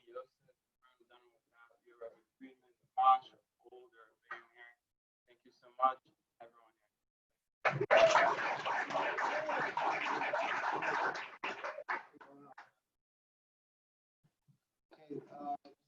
Video there.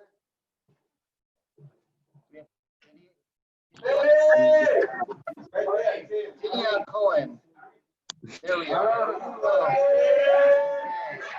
You know, Diddy, I'm very inspired. You're always zooming in, always staying connected. All right, it's all you. I would like to give a big shout out to the mosh. I'm sorry for my voice. I just went camping for 4 days. I was running a festival and I'm never interested. Nothing called me this morning and I'm about to pass out. He's like, you want to join in the graduation? I was like, for sure, I'll do that before I go crash. So if I don't say anything correctly, I'm sorry. I just been asleep in a very long time and I'm exhausted. First of all, I'd like to thank the mosh for not kicking me out and giving me a chance on me. He told me the stuff you're doing is not correct. You come to my shoes, like, give you a chance, and all you do is deal drugs and do drugs, and you're not showing up this year.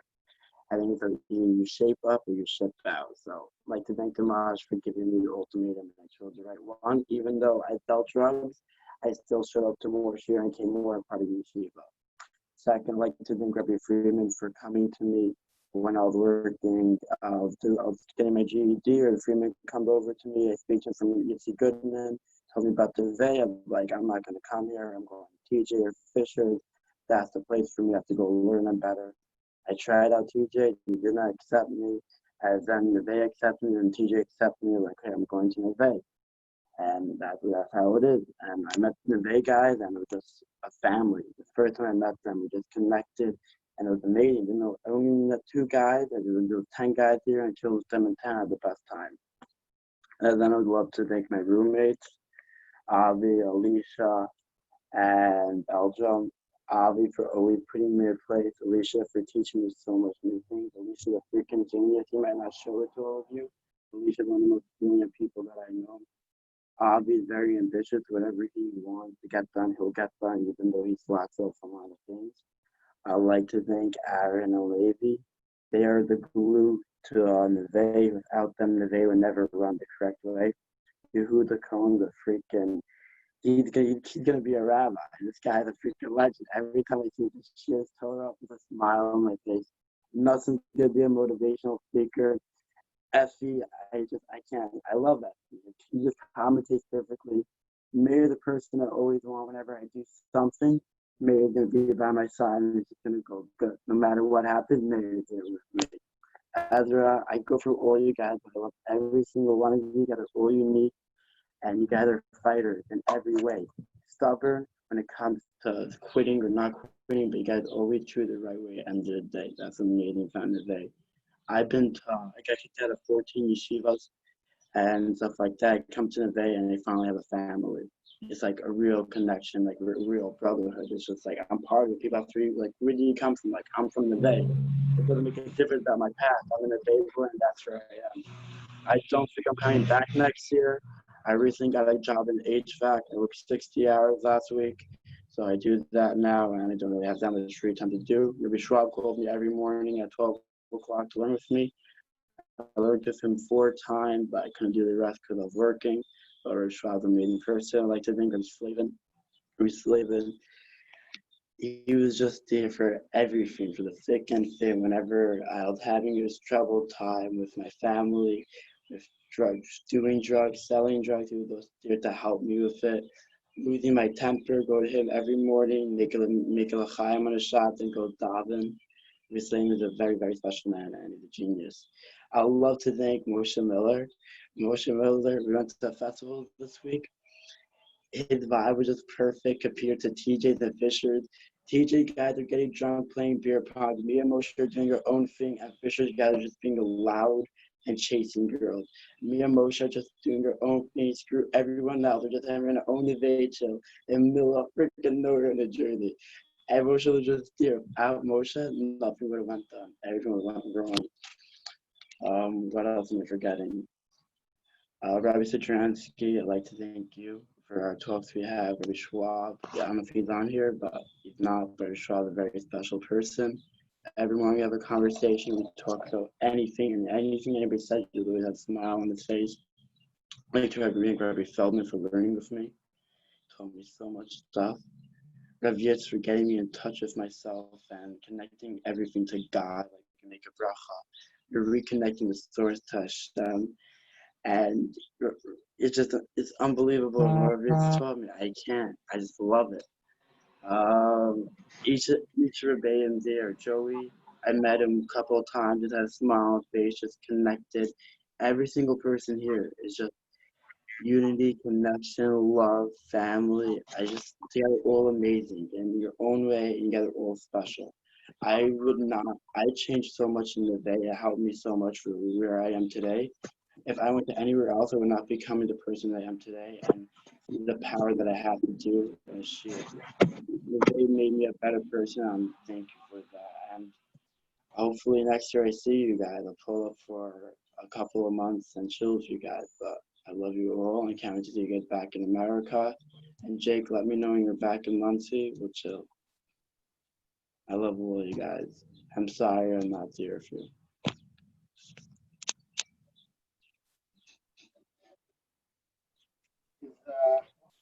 Benjamin, you're there? Yeah. Benjamin Wolf? Yeah. I see him? Okay. Benjamin is a beast on the basketball court, and he's a beast in life. It wasn't an easy year, and he bounced back. He came right back to yeshiva. And Benjamin, all you.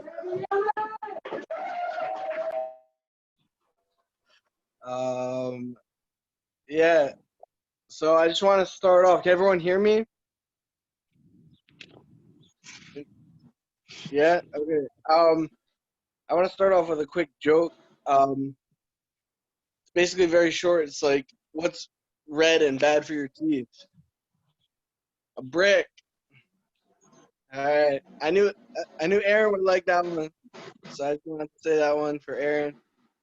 And yeah, no, I haven't been able to be there the past few months, but Neveh is still in my heart, and I've been going for the past 3 years and 4 years really, and I appreciate everything that Neveh has given me and everything that the Rebbeim have given me, and especially like the Mash and everything he does for me, and Rabbi Falk and Rabbi Schwab, Rabbi Friedman, Rabbi Goldman. I was able to be in a shir again, and I had a wonderful time on the days that I was able to make it, which was hopefully more often than not. And my Charusas, Kobe Falk, and Mary Kiermeyer. So I want to say thank you for learning with me and putting up with me. And who else? Yeah, so a lot of guys spoke about like Rabbi Effie Goldman, and say like, well, when you learn with him, it's kind of very fast and it's not so clear. You don't always understand everything, and it's like a trip and whatever. But truth is, like, if you get to know Rabbi Effie and you sit there and you listen to him, he's willing to explain it to you, and he'll make sure you get what he's saying, and it's just amazing stuff. He gives you like Torah like you would never believe before. It's like gematrias and like just like psukim, and he's basically just like a walking Sefer Torah. Like he's constantly, everything he says is like Torah, and he's just funny, and he's just a wonderful rabbi. Baruch Hashem, I've been able to have a very nice catcher with him, and I really had a wonderful time. And I don't know, hopefully I will eventually get to see him again, learn with him again. And also I wanted to point out Rabbi Ariel Hausman.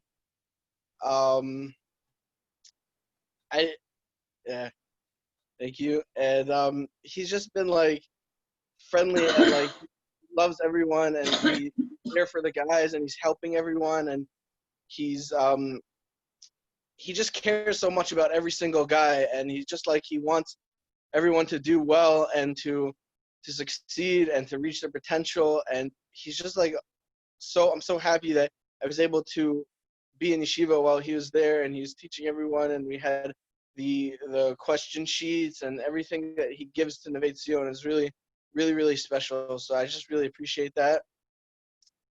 And also, yeah, thank you very much. What else? I wanted to thank the dorm counselors. I want to thank Levi for everything he does for the yeshiva and his obviously his musical abilities, but also just to be able to connect with the guys and to encourage the guys to do well and to reach their potential and to be there for them when they need someone to talk to and they need someone that's willing to listen to them and to understand what they're going through and to help them get through whatever challenges they may be going through. So I really appreciate Levi for that. And then obviously Aaron, who I've known for the past 4 years, and Baruch Hashem, I've had a very close relationship with him, and I feel like we're really like brothers. Like he's the best. Like you can't beat Aaron. Like he's just the best. Like I'm sorry, like whatever. I obviously am not as close with as everyone as I should be, but I'm as close with Aaron, and I just feel like she's helped me so much, like get through. Kind of I had like a difficult year this year, and I don't know, a lot of you guys know I lost my father. My father passed away, and Aaron was there, and he was helping me, and he helped me to get like a flight to get back to America, and he's just always there, like to say something funny or to smile and to help you feel better if you're feeling down or whatever, and he'll cheer you up. And he's also very humble. Like a lot of people don't know this. Like he's very humble. He does so much for the guys, but like he doesn't like to take credit for it. Like he doesn't like to say, "Oh yeah, I'm a dorm counselor. I'm the best. Everyone like respect me." Like he's just such a special guy, and Neveh is really very lucky to have him as a dorm counselor and as a yeshiva student. So thank you, Aaron. Yeah. I also want to just say that you guys really inspire me because I came to Neveh and I see like the guys, and I know that they go through a lot of different struggles. Everyone has their own upbringing and their own struggles, and it's not always easy, and there's a lot of things going on today, and it's hard because you might want to say, no, I just want to sleep, I just want to do this, I want to do that, I don't want to learn, I don't want to daven, I don't want to put on tefillin today, I don't want to put on tzitzis today, I just want to hang out and do whatever I'm going to do. And every time you make a decision to say, no, I'm going to put on tzitzis for 10 minutes, I'm going to put on tefillin for today, I'm going to say Shema, I'm going to say Shemona Esrei, Hashem sees that. And Hashem is like, wow, like you're going through all this pain and all this hardships, and you're still taking time out of your day to serve me and to do this mitzvah for me. And Hashem is like so happy because it's not like always so easy, and we don't always want to do it, but like when we do it and we control ourselves and we say, I'm going to get up, I'm going to go to Shachar Seder, or I'm going to make mincha with a minyan, I'm going to make Mariv with a minyan, I'm going to learn an extra 5 minutes of Gemara, I'm going to learn an extra 10 minutes of Gemara, I'm going to do something for Hashem. And the more we do that, the better we'll all be, because after a day of staring at my phone all day and not doing anything and not feeling, I just feel like so bad and feel like it's lame, like, okay, like whatever, watch like a TV show or play a basketball game on my phone. It's like, it's fun, but it's like, what did I do? But like, you have a day where it's like, you get up, you make minyan, and you learn, and you feel so accomplished at the end of the day. You feel so good about yourself at the end of the day. And it's very special because the Goyim don't have a chance to do this. Like, they don't have Torah, they don't have this opportunity, and we do. And we can really help together because it's a very crazy time in the world, obviously, with coronavirus and with everything that's going on. But Hashem is saying, look, Mashiach's basically here. Like, he's almost pretty much here, but he just wants to see that last push, that last 5 minutes of learning, the last little tehillim, the last little davening and achdus, and saying something nice to someone else. And that last thing that we could do to bring Mashiach is really gonna happen. I just want to say thank you to everyone, and to the Rebbeim, and to Neveh Sium. You guys are the best, and I'm gonna miss all you guys, but I probably will eventually see you at some point. So thank you so much, and let's bring Mashiach together, guys. Let's keep this going. So thank you.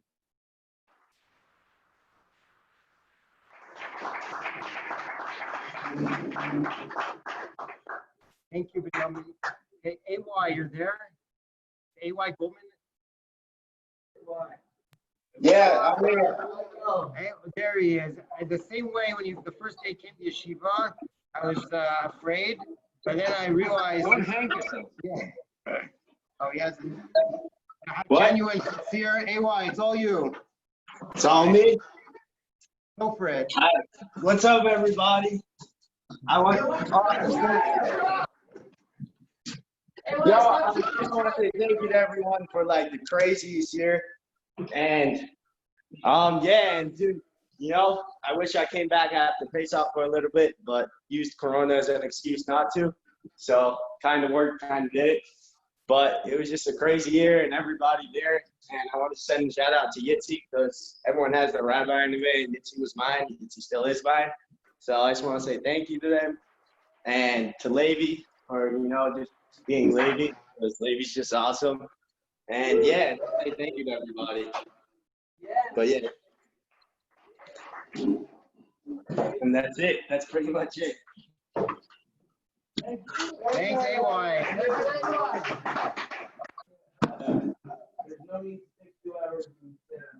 Okay, I just want to say thanks, AY. I just want to say the next person, I was very inspired. He went to, there's a big festival this year called Tribal Winter. The guys went, right?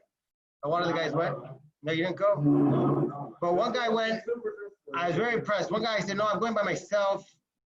Not because you need to be by himself, because he creates room for himself to grow. Very independent person, very strong person. He thinks for himself. Aaron Carney.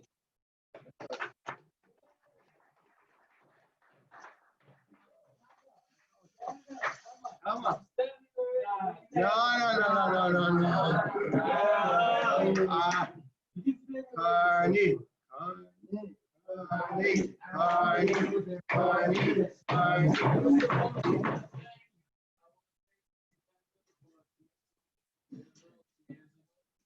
Yeah.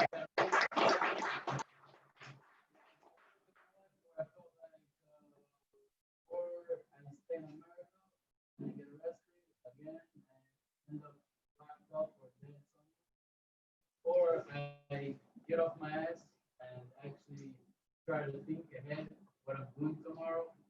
And since the day, honestly, the day I met Yitzi, I was like, yo, this is not what I expected at all. I expected a big rabbi with a beard and a suit and jacket. And like, all serious and this very professional. And it was completely not like that. He was a human being like all of us. And he tried to take himself out of that. I felt like that was a very, it shows a lot about a person when they're just able to do them and not worry about what other people think about it. And they don't try to be something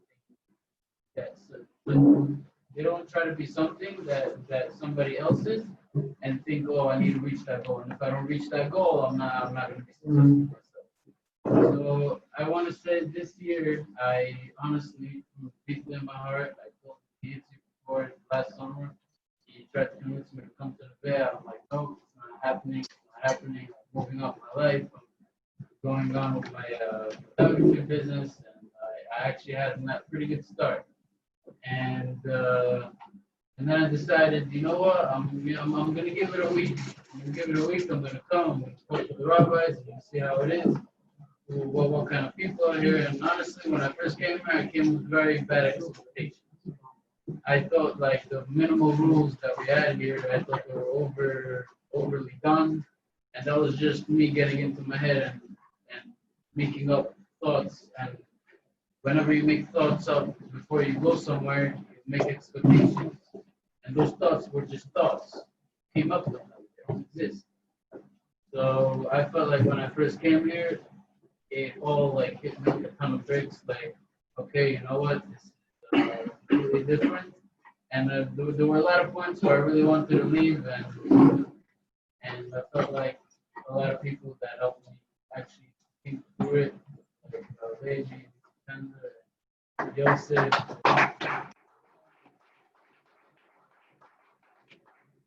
And I really realized that, you know, you can't just go out into the world thinking that you know enough to start your life on the and before I came here, I thought I was good. You know, I did a little bit of treatment last year, and I left before even the middle, and I thought I went back to America for a little bit, and I thought I was like, yeah, I'm 100%. It was good.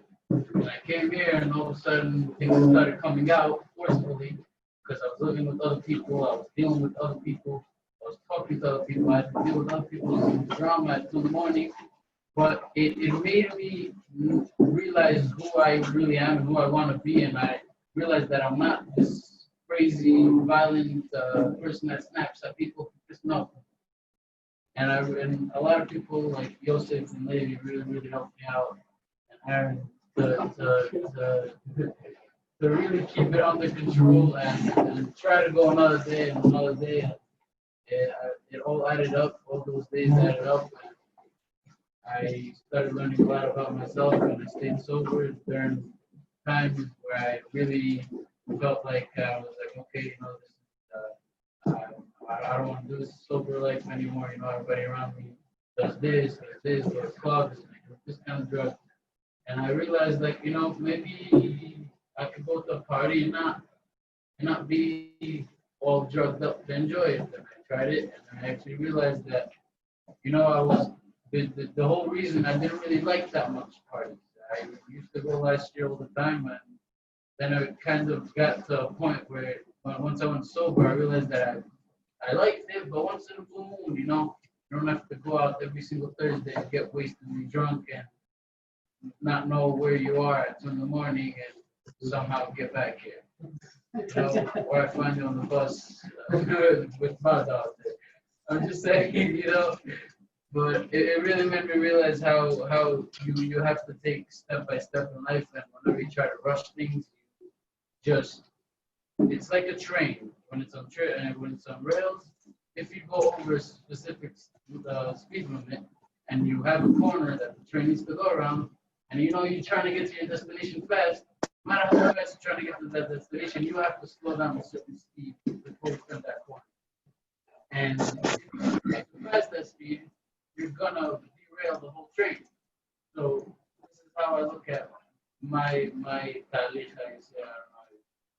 Process. yeah, process, where I feel like everything in life is a turn. And before that turn, you really have to slow down and analyze what you're gonna do and actually think it through and try to figure out the right steps.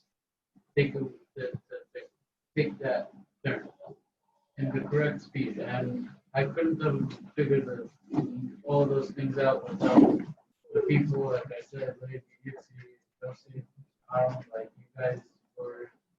If you guys weren't here this year, I don't know what I've done. And yeah, now I feel like I'm very good, a very good, stable mindset in my head. Where sometimes it gets out of control, but at that times where it gets out of control, I feel like I I know what steps I need to take to keep it under control and not go too crazy. That means in my head or something that when some people say, you know, somebody's very physical, so give them all kind of drugs that makes them zombie. Those prescription drugs, I feel like sometimes it works if you do it with the proper help. And to very specific people, most people I think need to actually talk it through and take it step by step and not try to speed through the process. Yeah, honestly, the beginning of this year, I did a little bit of stupid stuff. And I really think the people that are on my back in Shiva when I thought like I was done and over with. And yeah, I couldn't think of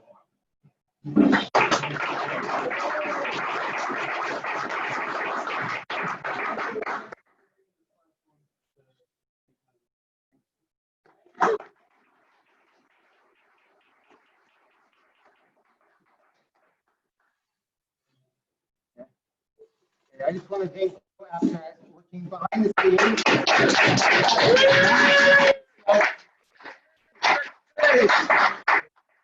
Not just here, but it's right every Zoom.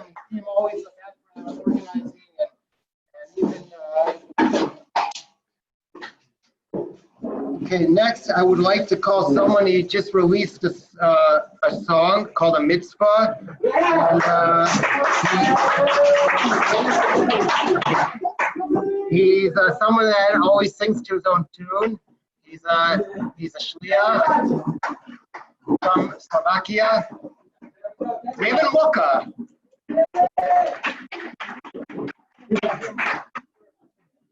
So as is the minhag of the community that I come from, every speech is started with a song. So I would like, if I can ask you guys to join me to sing this. Thank you, Hashem. Thank you, Hashem. Thank you, Hashem. Thank you, Hashem. Thank you, Hashem. Thank you, Hashem. All right, so my first thanks goes to, obviously, Hashem. That's it. My second thanks goes to, I have to go to Neveh. Without him, I would have known about this place. When I actually came here for holiday that summer, that he suggested me to come to yeshiva. I made a joke before I came here to my friends. Imagine I actually end up going to yeshiva. We had a good laugh about that. But funny enough, I actually ended up here. Second thanks, I would like to thank the Mesh for putting up with my shtick. I would like to thank Buba, Schmeigel, Gagugas,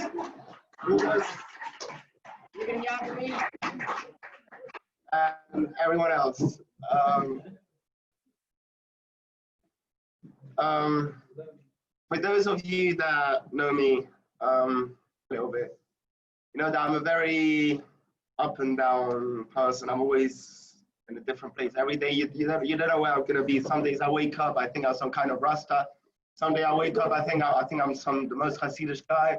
Someday I wake up, I give everybody Musa for not davening on time and for not. I'm all over the place, and thank you guys for putting up with that. Some days I'm staying right. Time.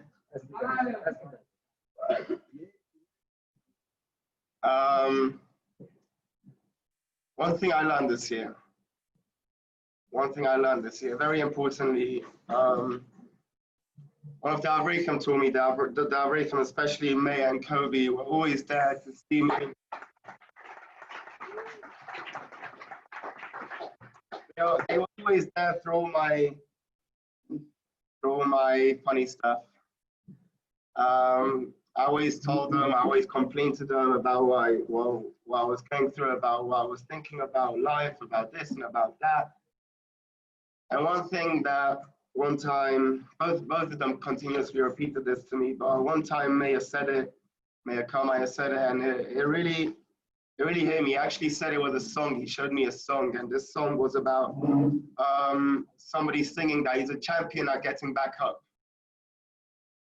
And I still understand what I meant. I always felt like I was always falling down. I always thought, oh, I want to be this, I want to be that, and I'm never there. I'm always failing myself.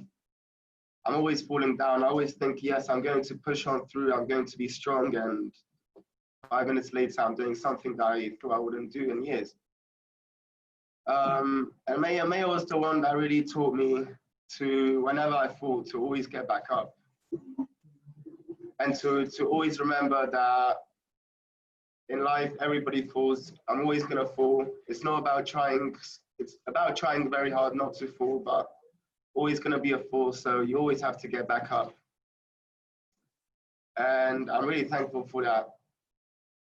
Last year at this speech, I said that never in my life I finished any school, any graduation, anything. I always dropped out, I was kicked out, this and that. And last year I said, this is the first time I finished something. I finished a year in Neveh. And I was really proud of myself. But now I realize that I didn't finish Neveh. Neveh is always going to be there. As everybody said, Neveh never leaves you. You can leave Neveh, Neveh never leaves you. What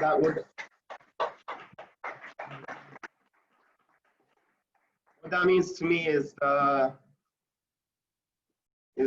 fact that what Neveh taught me this year, that I'm going to fall. It's inevitable. I will always fall. I will always have tribulations. I will always have hard times. And the main thing is that I get back up. And to be honest, I don't think I've ever in my life learned, I've never in my life learned to get back up as much as I did this year. Every day I was falling, every week I was falling, every month I was falling, all year I was falling. And all the time it was hard to get back up. I would turn to weed. I still smoke, but I haven't smoked in a few days. But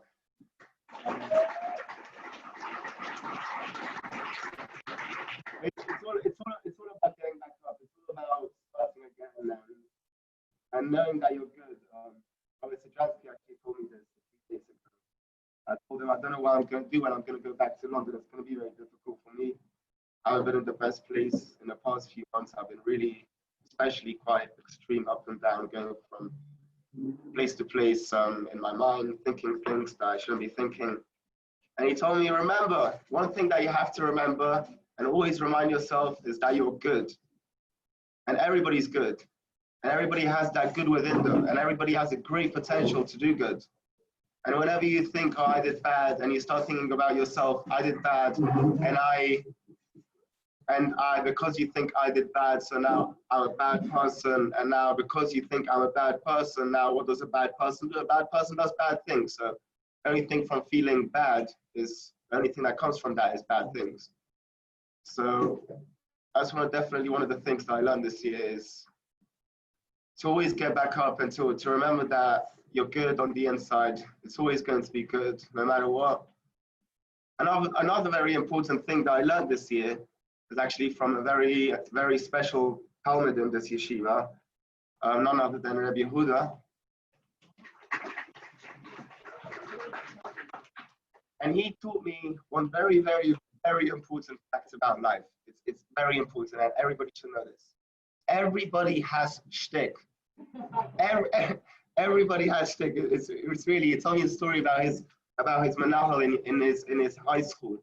In this manahal, apparently he's a very, very big rabbi. He gives courses to Rosh Yeshivas. And one time there was a couple of boys waiting outside his office. They were sent to his office for some other reason. And they're standing outside his office and they hear these weird noises. And they don't know what it is. They're hearing these weird animal noises coming from the Menahal's office, from this big rabbi's office.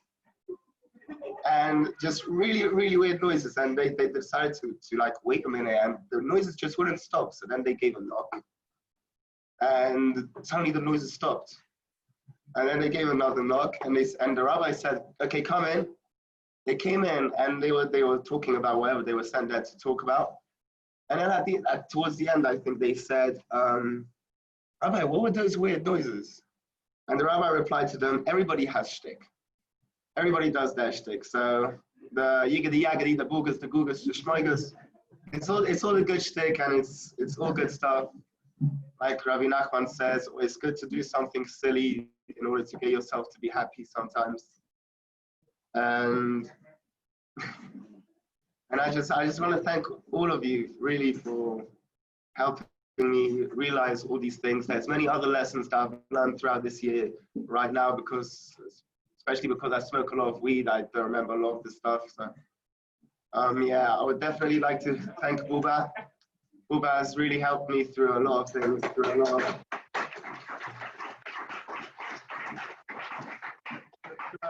throughout the beginning of the year. I really built a connection with Kelly. and he really helped me out through a lot of stuff. Chaim Eli. And it's amazing. It's amazing what this yeshiva has done to me, how it's changed me, how it's built me, and how it's prepared me.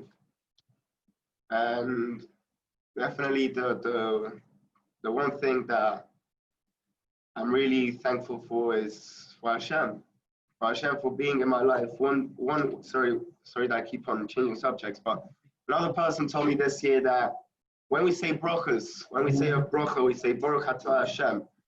Because you can look at it in many ways, but there's two ways of looking at it. I will say now. You can say blessed is Hashem, or you could say blessing is Hashem. Hashem is literally a blessing. Having Hashem in your life, knowing Hashem, trying to build a relationship with Hashem is literally a blessing. And it's definitely everything ties into that everything is a blessing. And thank you Hashem for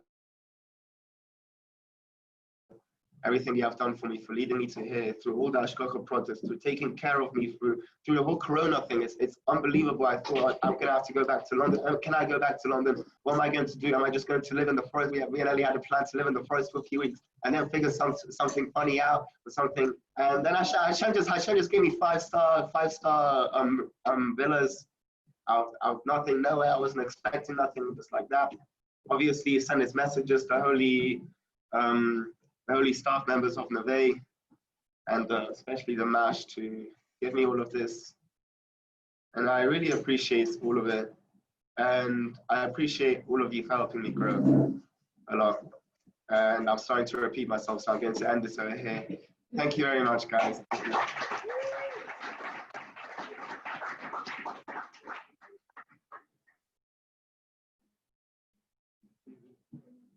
Okay.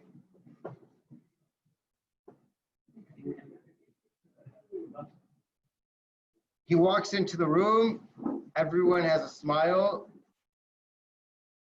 always with a laugh, always with a smile. He brings amazing energy to the table. F.E. Weinberg.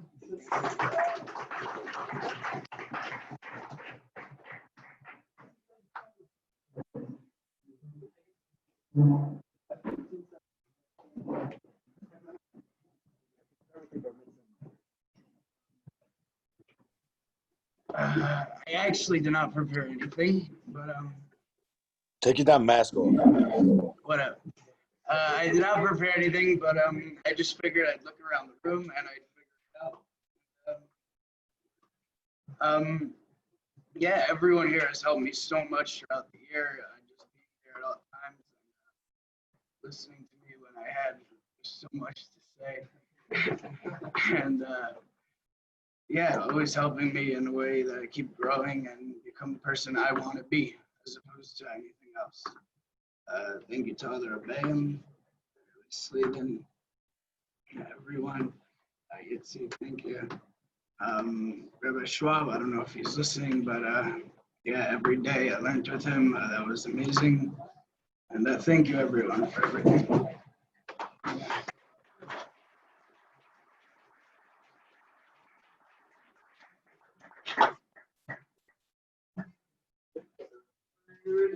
I just want to second what David Walker said about Eli. He's very thought out.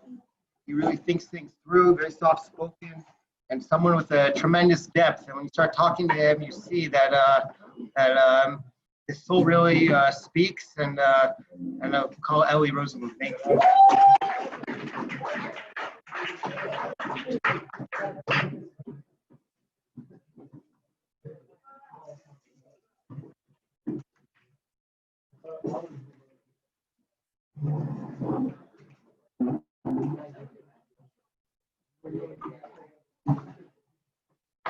Hi. Firstly, I just want to thank Hashem for bringing me to this moment.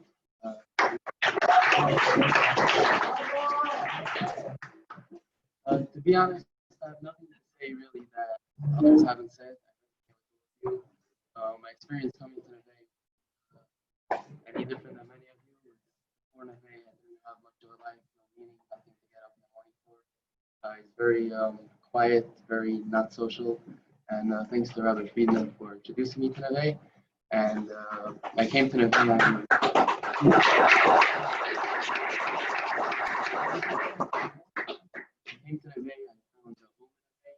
Found many friends, found many great Rabbi here, found a wonderful base mother, which I love. And I want to give a special thanks to Amash for learning with me.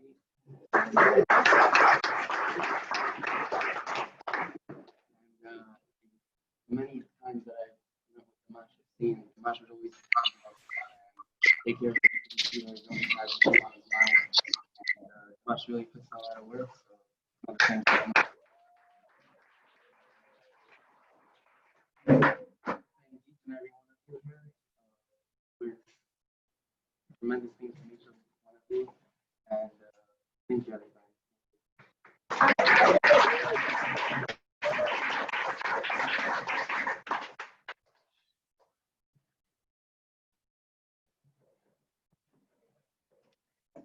Mayor, Bookstone.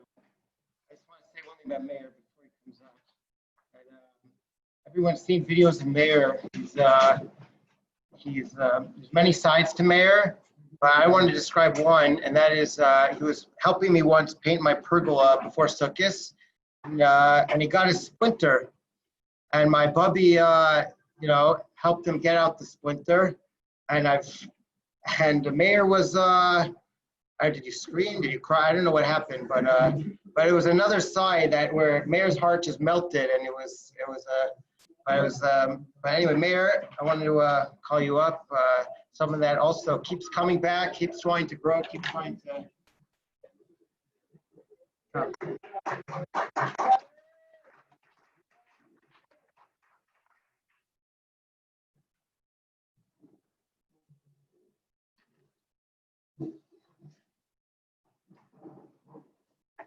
Oh, hold on.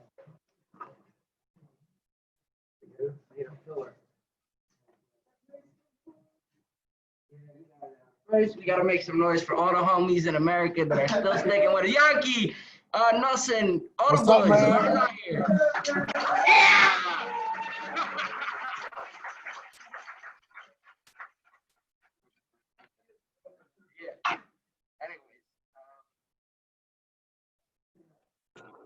Take off your Having mask. so many great speakers, it's kind of hard not to repeat what everybody else said already. Everybody got the dibs on the good stuff. But wow, when I first left America, I was in a lot of troubles legally, my family, substances, everything. And when I left, I told my father, you know, I'm gonna change my life around. Probably had the best life of his life. It took 2 years, and a lot of other stuff. But I finally got to a place where I can feel happy, where I'm good. I don't need anything. I got a good support system. And they also say, like somebody else said, Ariel, you weren't really in Neveh unless you got kicked out of Neveh. I definitely got kicked out more than anybody else in this school in the past 2 years. So I guess I really got the full dose in Neveh. Thank you much. Anyway, something what makes Neveh unique more than any other schools, not just the holiness and the rabbis and all the guys that come in, is there's something actually, don't think I'm going all yeshivish on you homies, but there's something that the Pirkei Avos says that you should acquire a lot of Talmidim. I think it was Bartanura that says what it means by that is not to say no to anybody that comes to your door. And that's exactly what Neveh does. No matter who you are, what kind of struggles, what kind of person you are. And I think that's the only yeshiva that really does it to the extent. Forget about the success rate that Neveh has, over the top, crazy. But they take everybody in and they work with them patient. Sometimes you got a guy, you don't see him for the first 6 months of school. He's doing whatever he's doing in his room, you know. But it's incredible how Neveh does that. And another thing I learned from Neveh is actually, you can learn it out from a Gemara that Rabbi Slavin taught me. It's unfortunate, it's from Tainus. Oy chavrusa, oy misusa. What that means is that if you don't got good homies, good friends, good rabbis, you're a dead man. And not everybody likes to take either the highway, and I mean that in both sense of the word, or it's no way. You know, you might have been dead in the streets. You don't got your support system, you don't got what it is. And here is where you realize that you don't need the drugs. You don't need whatever it was that was giving you the fake highway, but you got the rabbis here and the friends that they're always here for you, and they're always taking care of you, that you find the real highway, the high on life, high on the spirituality, high on the Torah. Because when you connect to good friends, and especially good rabbis, you're set. You're gonna be set for life. And here, this is the place that you make real friends and real brothers, real rabbanim for life. I want to give a special thank you to all the rabbis. Rabbi Goldman, I'm sorry, you're a legend. I'm sorry I only came to your shir one time this year, but I learned so much from you. Just every day, you always had a smile. Good morning, how are you? And even from the Mash, of course, from the Mash. Rabbi Fox not here. Anyways, Rabbi Fox, a legend. Hopefully one day his kid's gonna be the one breaking the sterners on Friday night.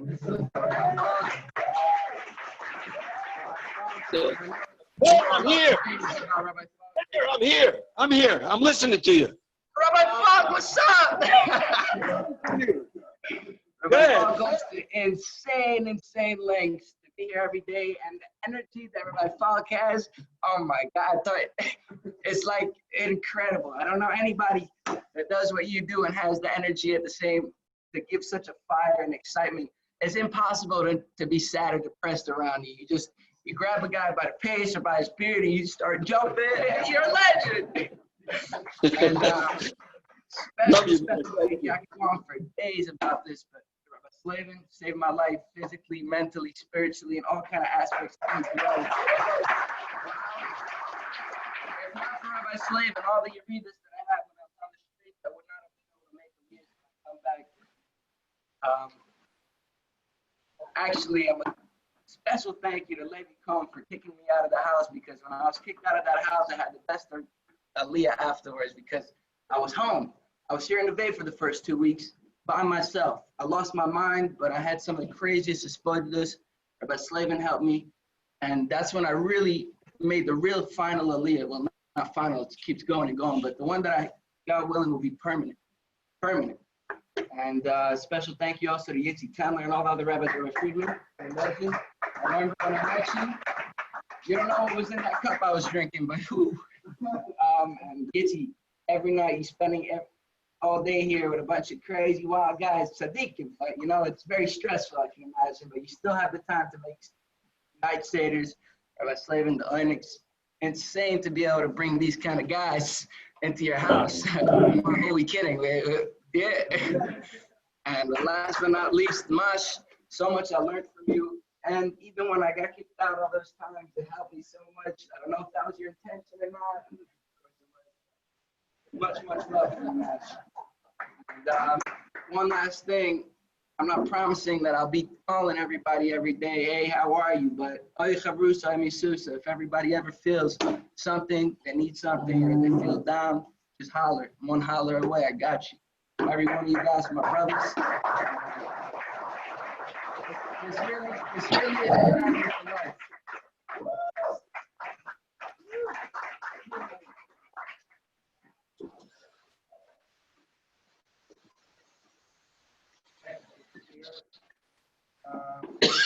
Your phone. No? Share.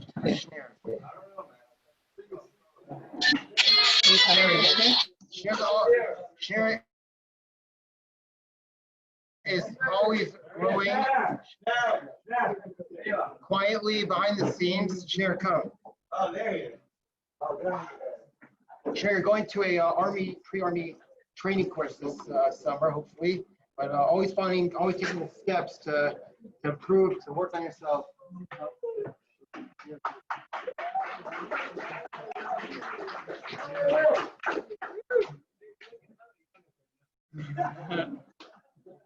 Really studying these werewolves. Let's go again. I know parenting is most people there, but and probably again want to say someone already said, but I just want to say how much this. When I first came here, I planned to come here for maybe a couple months and just drop out and just do whatever. And after a while, I came here. I was thinking at first that so kind of leave it. Then as time went on, I just found myself just staying here and loving it. And as much as I didn't accomplish as much as I wanted to this year, it gave me a taste of, as Kathy said this, a taste for next year. And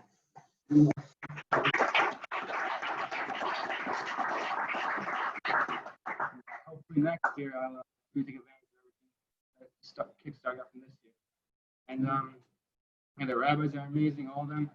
But this last time, probably most times I go to years. Every time I went though, it made a crazy difference. And yeah, I know people here, amazing people. To also go through Corona with everybody and actually getting closer to people, and it's just been a crazy experience this year, everybody. Thank you.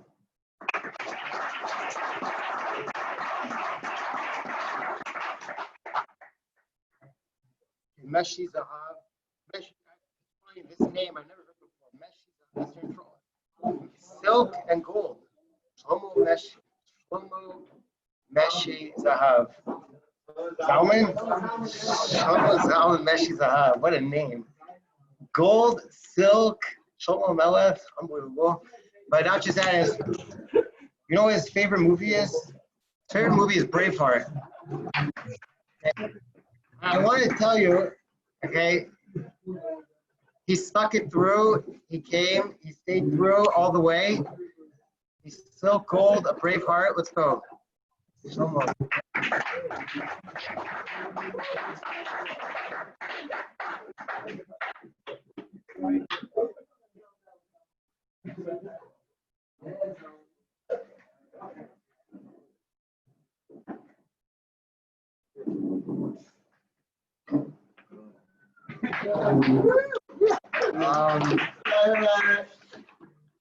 I don't really know what to say. It's like I'm on a stage, but pretty much I wasn't gonna, this year in like January, I was gonna go to college to Kingsborough, and TY pretty much told me, he's like, yeah, just come to Israel, try it out for a bit, see how you like it. And yeah, I'm happy I came. It was a great year. I'd like to thank everybody.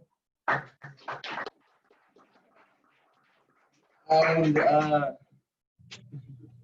yeah. Pretty much. Slow-mo.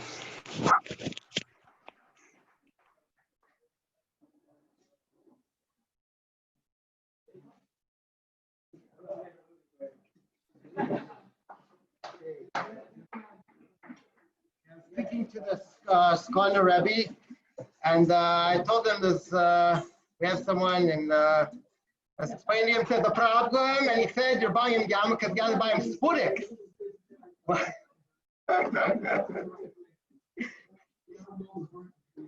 You can't. The Skanda Rebbe.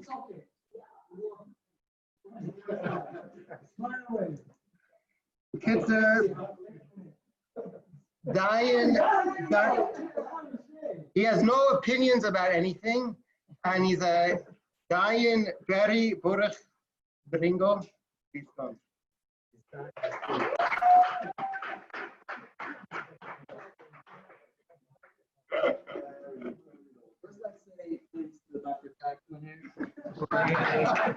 I'm seeing.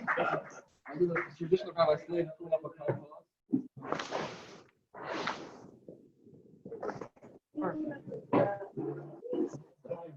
Neveh here, we don't know anything soberly.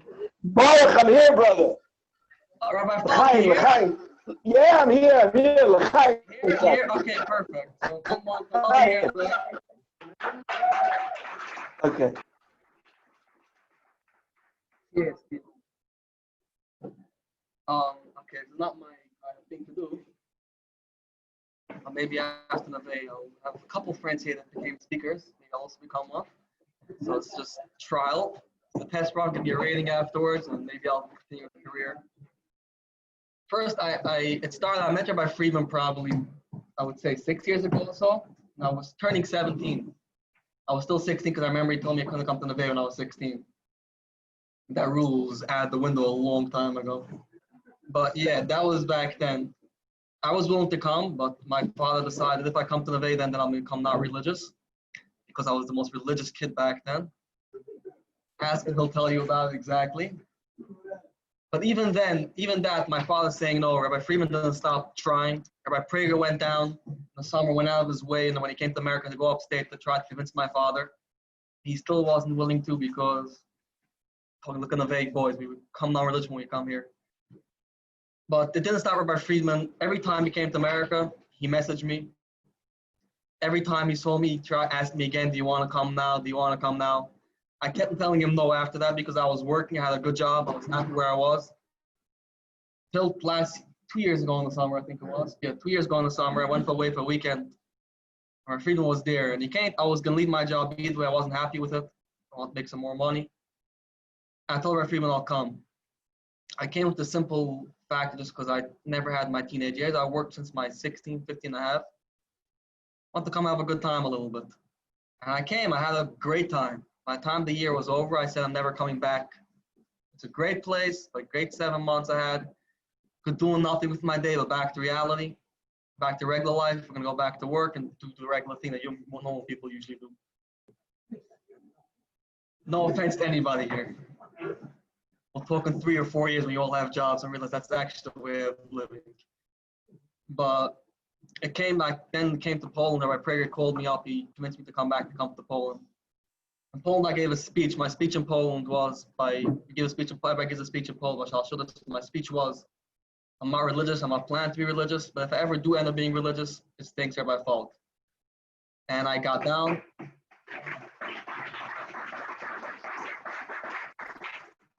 The Mash called me over right away, and the Mash tells me, don't say never. Tell me maybe, you consider it. Keep it in your mind. Keep it open-minded. Don't say never. I told the Mash, okay, no problem. I'll keep it open-minded just to make him happy. And I walked further. I came back home to America. I got a job. It was a dream job for me. My boss wasn't religious. I wasn't religious. It was a perfect combination. We worked on Shabbos. My interview was on Shabbos. I loved it. I was happy. I'm having a job doing my shit. No one's telling me how. Sorry. No one, and let's also not forget a second here how these rabbis have in their head when you say something a bad word, automatically goes to some gesundter, God bless you. I have no idea how, but it comes out, it slides out. I started a job. I made more money than probably most of you ever made in your life on the week's payroll. I'm not lying. I'm not trying to show off or anything, but that was the fact. I had a fully paid car, my boss's name, insurance on his name. What? No, I still have some money left in my bank account. But then I worked on Shabbos. I loved the fact that I had a job. I would do whatever we wanted. Didn't have to wait. I didn't have to come into meetings with my yarmulke because to prove that to show my boss that my boss shouldn't be a little bit upset that I'm not wearing yarmulke or anything. We dealt business on Shabbos. We were closed, open every Friday till 7 o'clock, 8 o'clock. If we needed a job, we had something. Saturday morning, Shabbos morning, we had my crews going out. If I was home for Shabbos, I was up at 7 in the morning, make sure my guys are going to work. Sunday we had off because we work Sunday. And it came to, I always had a thing in my life that if I'm home for Shabbos, I respect my parents, I'm home for Shabbos. I make sure to be home by this month. If I'm busy on my phone for 3 hours afterwards, it's no different. If I'm home for Shabbos, if I leave an hour afterwards, it's no difference. But I'm home for Shabbos. If I'm home, my family's home. I was doing a house in Flatbush. Flatbush is like 50 minutes away from Bar Park from where I live. And my guys were out there till this month about. And I was sitting there. I got no rush to go home. I have to make sure everything gets done because if I'm out there, when you finish a job, you usually have to go back the next day. And my boss gets pissed because no one was there to make sure the job was actually done properly. Because once you leave and they have to finish the job and it's the weekend, they're out and they will not come back. They don't care, even if you tell them that you have to. And the owner of the house walks out, a Syrian guy. He comes to me, he's like, you guys work Shabbat? I'm like, we're a Jewish company, else never. We keep Shabbat observance, this is a Jewish company. And he looks at me and he's like, I don't care what your boss do. If your boss does, you don't work Shabbat. I look at the guy, I'm like, who the hell are you to tell me how to live my life? I'm doing a job for you, and And he looks at me, tells me, listen, I owned the business for 5 years. I didn't make a single penny. I was open every week Shabbat. I closed my business on Shabbat. I stopped. I started making money. So after that, it hit me. I mean, I'm working every day, 12, 15 hours a day. Yeah, I'm making nice money, but work is my life. But it came to the point where I started missing the fact here in Israel, Friday night davening. It's something that actually, if you ask anybody, I believe here, anybody that was in Neveh, it's when you're in America at home, but your parents, you're not going to shul for shit. Sorry again. No. But you're not going to shul, you're not going to daven, it doesn't interest you in any way. If you're going when you're younger, just because your dad made you go. When you come here in Israel, it's something that you want, and in Neveh, we want to come here to Friday night davening. It's the whole davening, it's only here if I follow some speech. Our Sarah Rabbi always walk out then, nothing personal, we just usually fight out the stuff in the middle of the week. But if I still love you, it's okay. It's okay, perfect. If it's for whatever reason you come, but you want to come. And for me, that started wanting me to come back here. But still didn't, like, I used to call about Falk every Friday on my way to work, telling the Chavez, but still didn't pull me want to really come back here. He asked me last year.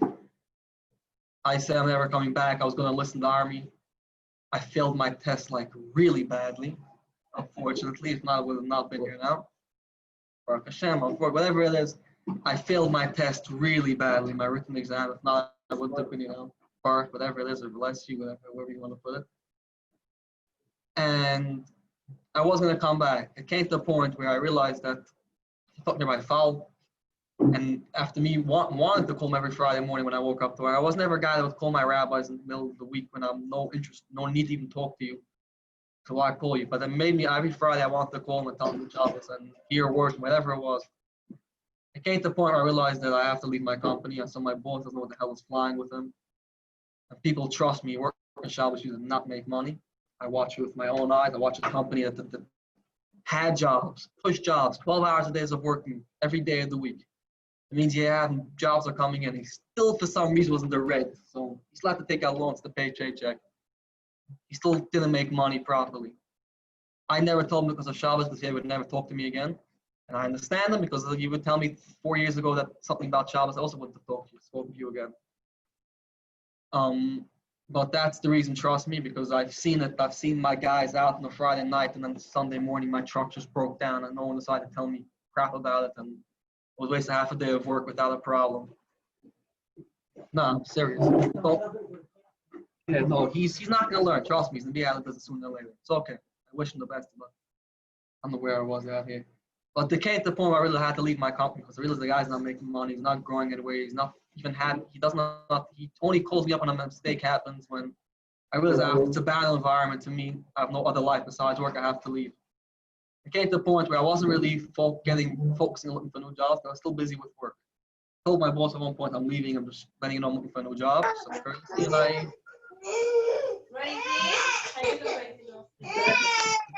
whoever's baby is crying, take the pacifier, dip it in vodka, it helps. Test it on my nephews and nieces.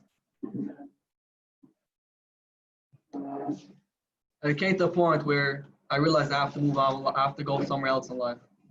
Whatever it is. I didn't really look for a job that much. I had some jobs came to me that were even better than how much I was making. I had jobs that were going to match it. I had jobs that were going to give me big positions in companies, and stuff where I can grow really, that open and just let, and with the possibilities of growth, crazy possibilities to give to a 20-year-old, a 21-year-old, a 22-year-old to give to, and the responsibilities. But it came to the point where I realized I made a decision that I'm going to come back to Israel. Don't ask me why. I can't tell you exactly why because I don't exactly know myself why I came back. However, it says Abba, I say I don't know. But I decided that I'm not coming back unless I have a job here. Because I come with my lifestyle of working every day. And I need somewhat of structure to my day. That was one of my problems. So I didn't like it. I liked it last year, but I wasn't going to come back because I didn't have structure in my day. And I asked one friend, I didn't think for a second I'll find a job. He called up one person, and that person was sure I'll hire the guy I'm looking to hire. I came back to Israel. You would have asked me last year. I would tell you I would never come back to Israel. You would ask me last year if I would ever think of being religious. I would tell you no. You ask me now, I don't know. But I'm here open-minded and figuring it out.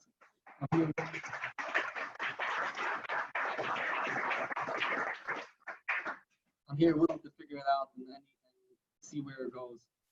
And the big part, but of course, before I came back to Neveh, one of my friends asked me, like, close friend of mine, she was like, why would you go back to Neveh? Like, I know the guys here, I know you come from a different lifestyle from them, you're working, you structure your day, why would you give that all up to go back to Neveh?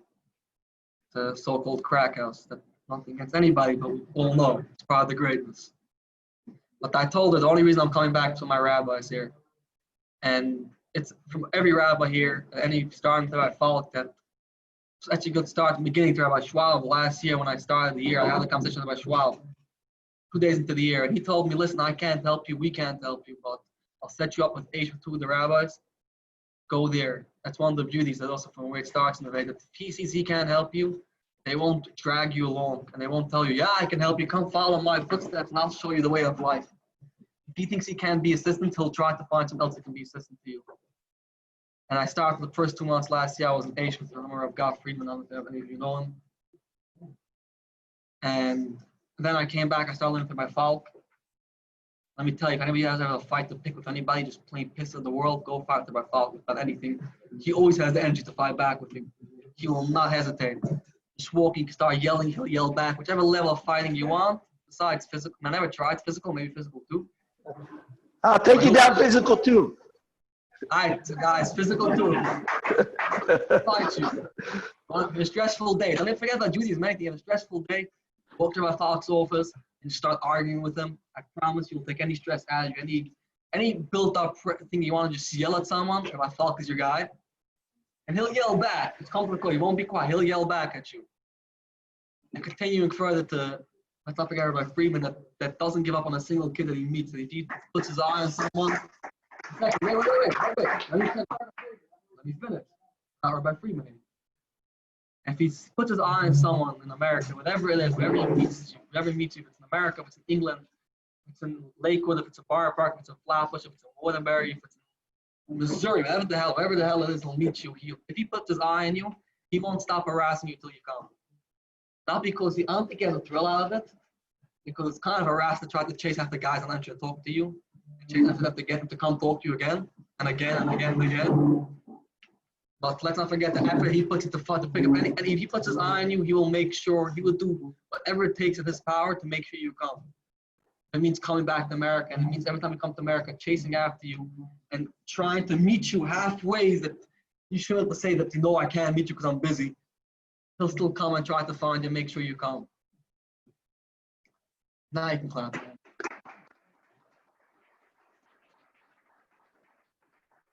Going to my slave in here. It's always, somehow it's interesting going to the classroom. I don't blame you. The class not interested. Go to my slave's class, he pulls you in with the alcohol number one. Any hour of the day. It makes you sit down and try to listen to him. And you know what? People do it actually. It's a great, I think more people should take up your way of learning. He comes in and gives you a shot. Not because he wants to get drunk. See, I think the real reason why he gives you a shot, not to pull you into his classroom. The real reason he gives you a shot because he wants to make a bracha. I personally think that's his main reason why he does it. Because he wants to hear a kid make a bracha. I think that's the only reason why he does it. In my opinion. I don't know if people might disagree, but I think that's... Ready? Yes, I'm ready. But, I don't know. I'm ready. My slave. So one thing that we missed the past few months that we didn't get, all you that have enough corona problems, is give your hand to your friend, give a hand, go Rabbi Slavin's way, because we know he couldn't do it the past few months, but he really wants to, trust me. I'll tell Rabbi Goldman now. Rabbi Goldman is someone that last year, the first time I had interaction with him was when he walked in one interaction. Looking out on the computer of my phone, I believe it was the first interaction we really had. The first interaction was when I brought him a phone for Rabbi Friedman, an American, but I had no idea who the guy was. I got the phone to some random guy that I chased after for 3 days to get to meet him. I dropped the phone by him. I had no idea who the guy was. I thought he's in the rabbi in Neveh. If someone's coming to Israel, Rabbi Friedman needs a phone. Someone asked me, could you help Rabbi Friedman out? It's a good thing to be in his good side when you come to Israel. Go out of your way to get the phone to him. So I didn't. But I think the first interaction I had in yeshiva with him when I was sitting here by Falk one day fighting, and he came to use the computer. Then he asked if he could stay. And he stayed for a little longer, and that was that. I walked out. After that, he was on my back, on my case too, a little bit. Then it came to Poland. We had a long conversation of Poland. And I came back this year. He right away said, let's learn. And some rabbis, when they say let's learn, they mean Gemara, some mean Chumash. He says, let's not learn, let's talk. Whatever you want to do, whatever you want to talk about, whatever it is, let's do it. Yeah, it didn't last more than 2.5 weeks. Not because of him, it's because of me. But he still came and woke me up a lot of times. And he's thought in his mind a lot of times waking me up. Also, I think he just felt bad at waking me up, where he wasn't sure how I'm going to react and waking me up on the two. Let's not forget about him. He's always, although you might think he's a second-year rabbi, which I had my first conversation, my first legit conversation was in my first year. Doesn't mean second year, first year, he's always going to be here to have a conversation. Talk about everything. When I come back. Sure, definitely. He's always going to be talking about anything you want to talk about. He's always here. And he also shows us something that not about Judaism, or you can do Judaism, whatever it is, something about life. He teaches all of us on a daily basis. Any conversation you'll have about him, he'll most likely involve his wife and his kids. And if you listen to him long enough, you'll probably be a great parent and know how to deal with any issue with your kids. If you listen to Rabbi Goldman long enough, just because of the words he pushes in, just not, I don't even means to do it. But that's how much family means to them also. And so if any you want to have a good relationship with your wife and with your kids, I think Rabbi Goldman is your man. That for some reason he has a way figured out letting everybody know his ways. We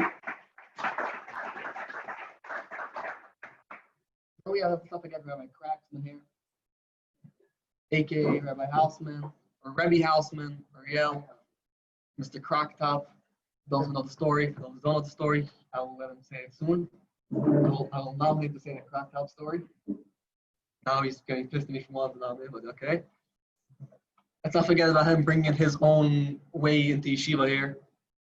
And if it's in whatever ways, if it's annoying you in a certain way, he's not annoying you because he wants to annoy you, just because he's trying to vibe with you. He's trying to connect to your level of vibing. And if he feels he can vibe with you in that way, he will vibe with you in that way. And trust me, he missed us all more than anybody else. The minute yeshiva was back open, he quit his other job and he was here full day. I don't think it was his wife that kicked him out of his house. I think he was actually here because he missed us. His wife might disagree, but I think it all worked out because he missed us that much. His wife don't go to work for so long. I'm just saying. Then let's not forget let us not forget his wine collection that he has. That before Thursday he was mafter to us, and we really appreciate it. You were maftered like 60 times to me, like any way possible. You were maftered that wine collection to me. And let's move on to the side. So the name I always heard was people ask me about Neveh. So you know Yitzi Tendler? I always have no idea who the guy was. I never knew who he is. He was never involved. When I was here, he wasn't here. But wherever you meet in the street, you know Neveh, you know Yitzi Tendler. I'm like, no. I came here, I met the guy. I don't know who I was expecting to meet here. But he's a great guy. Always here trying to help us in any way he can. For example, in the summer, he's trying to figure out a place for the guys that are staying. Just find a place. He has no reason to do that whatsoever. He has no benefit out of it. You think he has benefit of coming giving a night seder? Hopefully these two guys will sit through and not interrupt them 16 times. There's no benefit whatsoever in that. He's strictly doing it because he loves us. He loves, I think, every kid that went to Neveh. And we appreciate it. Let's give a round of applause for Yitzi.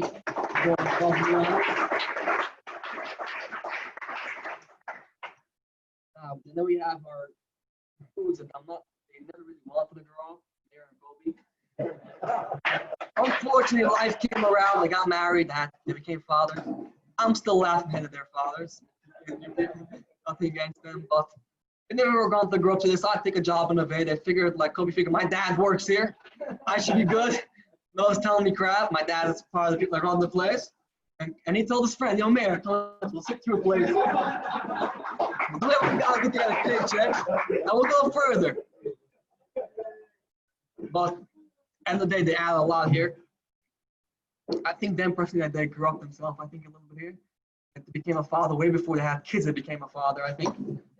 If it was a father, if you needed, if it was a brother, if it was an enemy you needed, if it was someone to piss you off if you needed, they were there. in a good way. If there was any kind of person either, you couldn't be with like I can't go to my goal and start messing with them one day, start fighting with them. Doesn't work. So we have them too for that. That will also give a lot of their life that I don't think any 22, 23, 24, however old, 25, 26, however old you guys are, I'm not exactly sure. But they listen, I know, whatever, I don't think any people that age would go and say, instead of finding a job somewhere, they actually pay me on time. Or a good paying job, nothing personal against the yeshiva here, but someone like actually a stable job where I can actually work out potential and in regularly and growth wise, would go and say, no, I'm not taking that job. I'm gonna come to a place, a bunch of nut jobs that practically you can't get it, that you can't find that it's so difficult to find a way to connect with them. But no, we'll come here and we'll give our day, and we'll have. I don't believe they make a lot of money here. I don't think so. Maybe they do. I don't know. Maybe I'm wrong, but if I feel correct, if I'm wrong, they do not make a lot of money here. Not gonna correct me. Just give me this plea in the fifth. But they come here every day, and not because they're getting paid, not because they have potential and business-wise. They come here just because they enjoy hanging out with us, they enjoy giving their time to us. And when they tease you, they don't tease you because they mean it, just because they're messing with you. And even when we tease back with them, we don't mean it, we just mess with them back. But they come here every day. You're not gonna find a 24-year-old. How old are you guys? Okay, it's 25-year-olds. You're not gonna find 25-year-olds with infants at home, kids under a year, or maybe Kobe's baby a year now. How old is your baby? Not even a year. How old's Munchie? Almost a year. How old are you? You're also not a year. I don't think you'll see someone has kids like that young who come and spend this much time in yeshiva with their wives calling them every time when they're coming home. Because it's a baby that they care of, but they will come and give their time and effort just to help out, see if they can help out any kid here. And I think it's an amazing thing for a 25-year-old to do. I promise you they can find a job tomorrow that pays way more and has way more potential with them in life. No, I'm serious. I'm not gonna, it's gonna be funny, it could be how funny it is, but it's actually real. And let's not forget about the mosh. This year I didn't have much interaction with him just because I was working and I wasn't waking up in the morning. But it was my fault, not his. When Corona came along. But I'll tell you how the mosh was with me last year. Every time we had a forum when I came here and I argued with the mosh, the next morning, 9 o'clock sharp, someone woke up to my room. The mosh was to see you in your office. It was on clockwork. Every time. And the mosh called me, and the first time I was like, okay, what does the mosh want from me? Like, I'm quiet, I don't do anything bad. Like, what does he want from me? And the mosh always came with the aspect, like, why do you say that? What's your side of the story? Why are you saying what you're saying? Why are you disagreeing? So just to disagree, or do you actually have a point that you're saying it's for? What's your opinion? You would listen to my opinion first, even if it was told, even if it was the biggest clearest opinion possible, if it was most out of the left field, the most craziest thing to say, he would first be here to listen, not to say, no, you can't say it, it's not against Moshe Rabbeinu said differently, I'm not gonna say all the God bless you that we grew up with.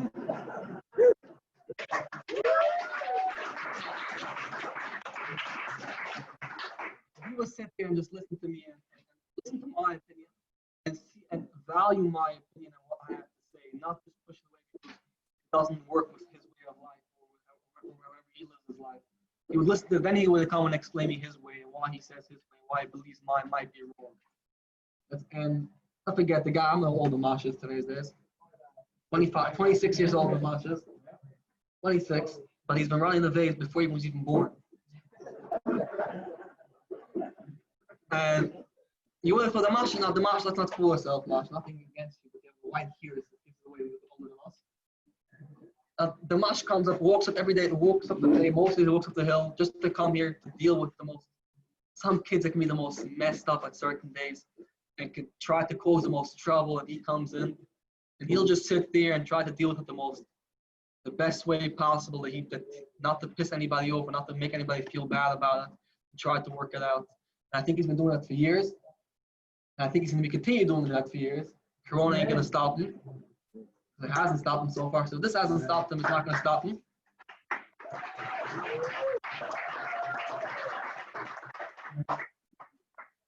Don't forget about dorm council. Lady come and make sure that we actually have nothing against when no one's not listening, right?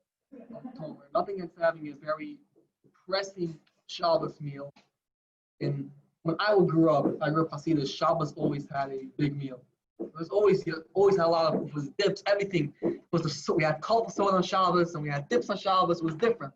You had ices for dessert on Shabbos. Shabbos was always a big meal.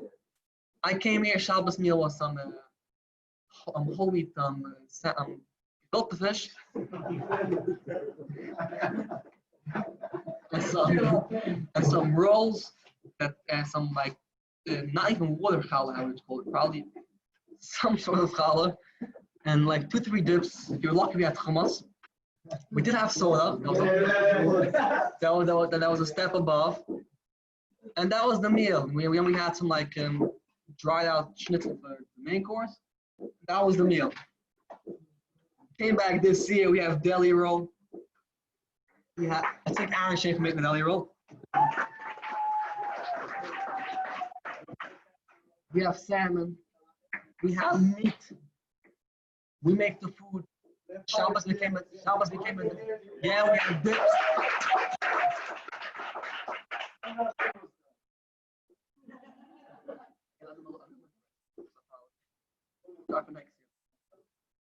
Oh, we have the whole week built for this year. We try to put more sugar, should be less whole wheat, more regular. Yeah, Jake's not here anymore, but Jake makes a good, delicious chicken soup. And there's never a week that we end up being with we have enough food. There's always left. Beyond always comes in after Shabbos saying we have too much. And we want to thank Lady Cole for bringing that aspect in here. And also, let's not forget that Lady Cole, one of my struggles coming here was very little, nothing against anybody. But when I grew up Hasidic, and at the end of the day, as much as I might not agree with my parents or some stuff they do in their life, I still love a Hasidic meal. I still love a nice Hasidic Yom Tov. It's a different vibe, whole different story. I came in the first day, I walked in Rosh Hashanah, the shul, I walked right back out. I walked in Kippur, I ran it even faster. It was the most depressing thing I ever saw in my life. I apologize. I really, your level maybe, my level is depressing. From Oman to here was really depressing. But then I got accomplished to the Shabbos here in March, and I started enjoying it. So we even get out. But let's not forget the amount of times that I'm not gonna name any rabbis' names here, even though he's not here. I want to shut Levi down for doing Hasidic stuff. At the end of the day, Rabbi, it helps out Hasidic kids to find themselves. It brings for them, because at the end of the day, where you grew up, end of the day, if you want to be religious, if you don't want to be religious, you still grew up with it. As much as you might hate it, you might hate the aspects of you being told to A, B, C, D, E, F, G, but you're not, I don't think I found a Hasidic kid that's not religious that hated the fact of singing this nice song by Shabbos meal. It's, end of the day, it's our essence where we grew up, and it helps a lot. For me, it helped. I can say for plenty of kids I believe that helped out here. Even we had to do it out of house, not in house. But it's still, we kept in Yamashi, we didn't send them going because of that. That's a big thank you. And we thank Leah for helping that. For every kid here start to try to find his own way and be able to go back where he came from if he has to give him the possibility of doing that.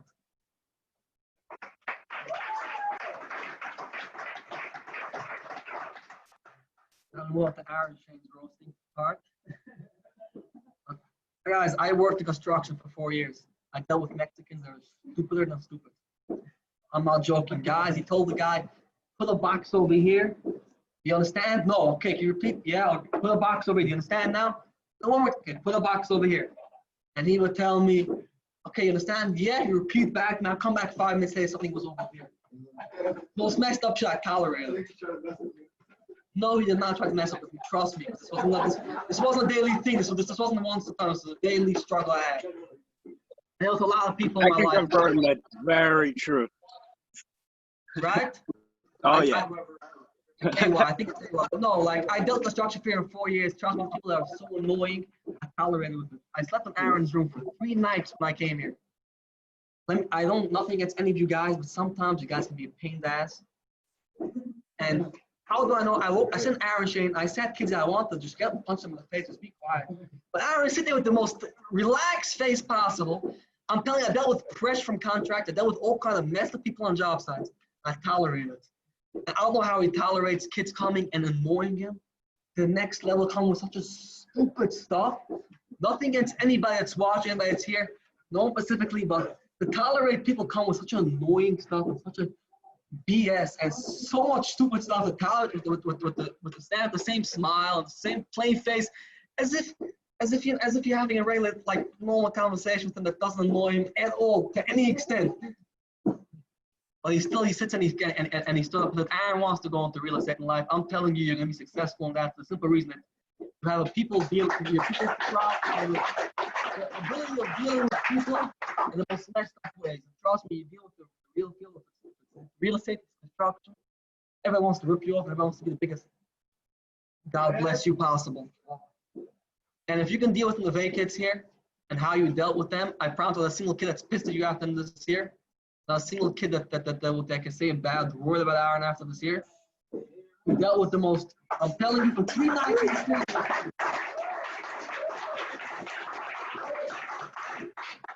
3 nights me sleeping in this room. I wanted to kill 6 kids. And he sits and he deals with it. I don't know how he does it. I can't tell you. It's a gift that he has or a gift that he worked on. I'm not sure. I'll say worked. Let's give him some more credit. Why not? Doesn't hurt. But no one can prove me wrong. So he worked on it by himself. Self-created. And so I want to give him a thank you for that, for dealing with every kid in their own way. I think I'll say example, someone like Shlomo, I know Shlomo guys watching it now. Shlomo guy decided to go sober. I think it was a big. I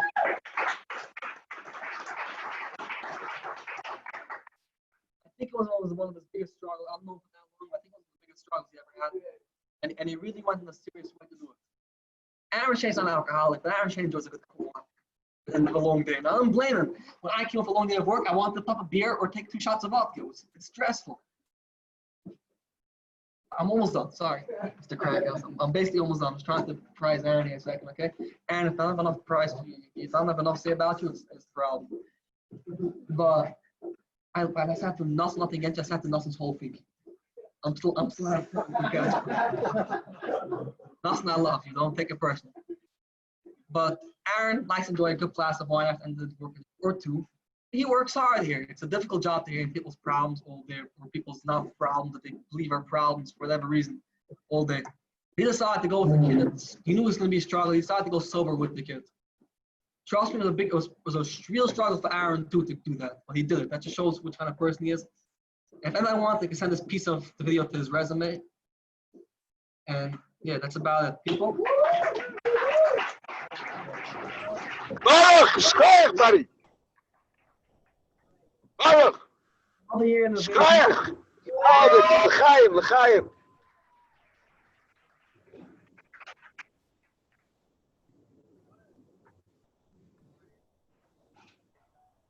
Yeah, I just wanted, for the last 2 speakers, I just want to thank the morning vibe. It's going to come this month, summer's month, and it's a changer for my own growth. And it could be next month, we'll see. I'll be back in May. And just a few shout outs, I was very inspired by Rabbi Charlab, Rabbi Slavin, and Rabbi Schwab, and Yitzi Tendler. Went to Rabbi Schwab's one time, 1 second he headed out there, and it was all very inspiring how much everyone, really helped out along the way. And Yitzi, Kobe, Mayor, really the front lines after we reopened here, and because very inspiring, and because of the mornings I was here, I got to meet Tomer and Binyamin. Unbelievable what they do. He's changed all the light bulbs here last week, so it could be nice and bright. And and all the work Tomer is good, Binyamin are doing, between the food and the upkeep of Hashem. And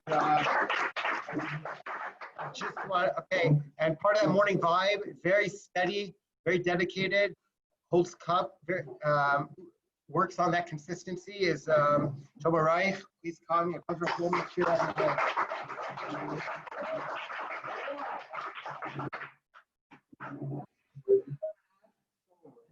Let's thank Aaron for waking us up with pancake breakfasts every morning.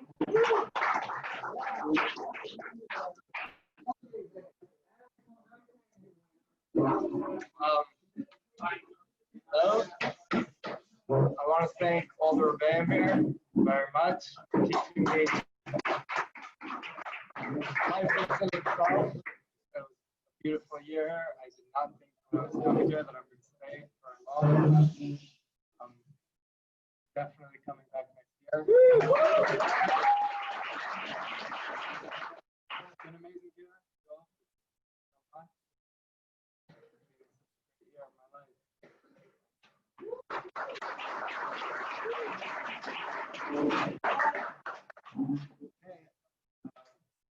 Also, Levi and Aaron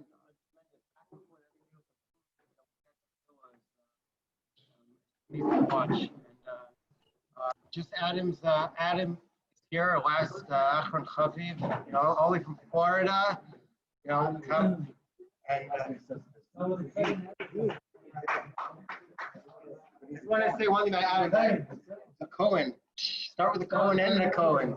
But I just want to say that every time we're on a trip, especially this last week, but every time we went to the beach, we went on hikes, went to Mayans, you'll find Adam always schmoozing with someone not in the group. He's always wanting to learn from other people, you know, beyond, not just everyone here, but always curious, always wanting to learn from other people. And hey, Adam.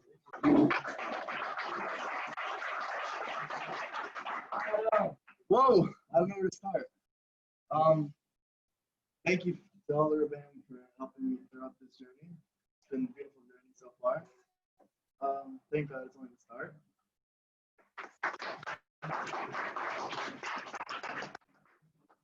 Special thank you, Lady Cullen and Aaron Sharon. These great problems I've had. Well, and all you guys been amazing. Learned a lot from you guys. I'm happy to see you guys in the future. Be good friends.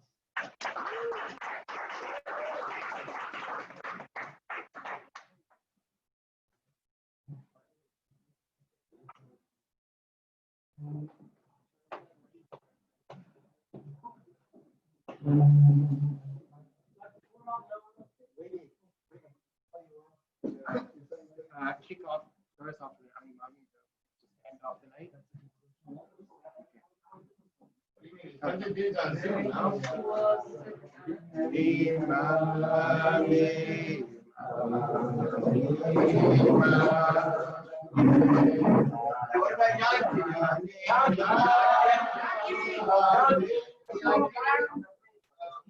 Naki Markowitz? Yeah, oh, he's here. Okay.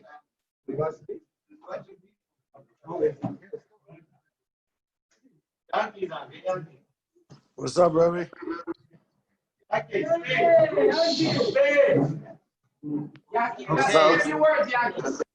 Schwab's Talmud Muvhak. Let's go. Yeah.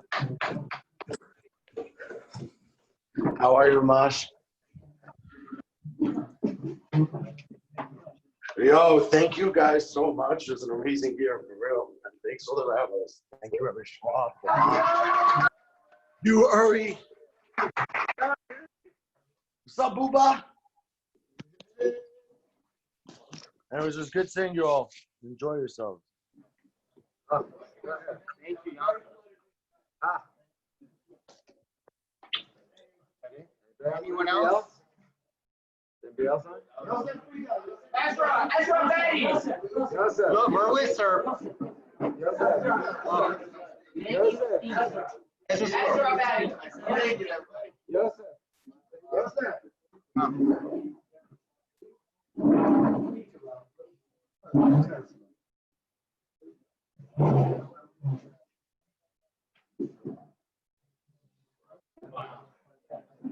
I didn't really plan to say anything. I wasn't even sure I was going to be here.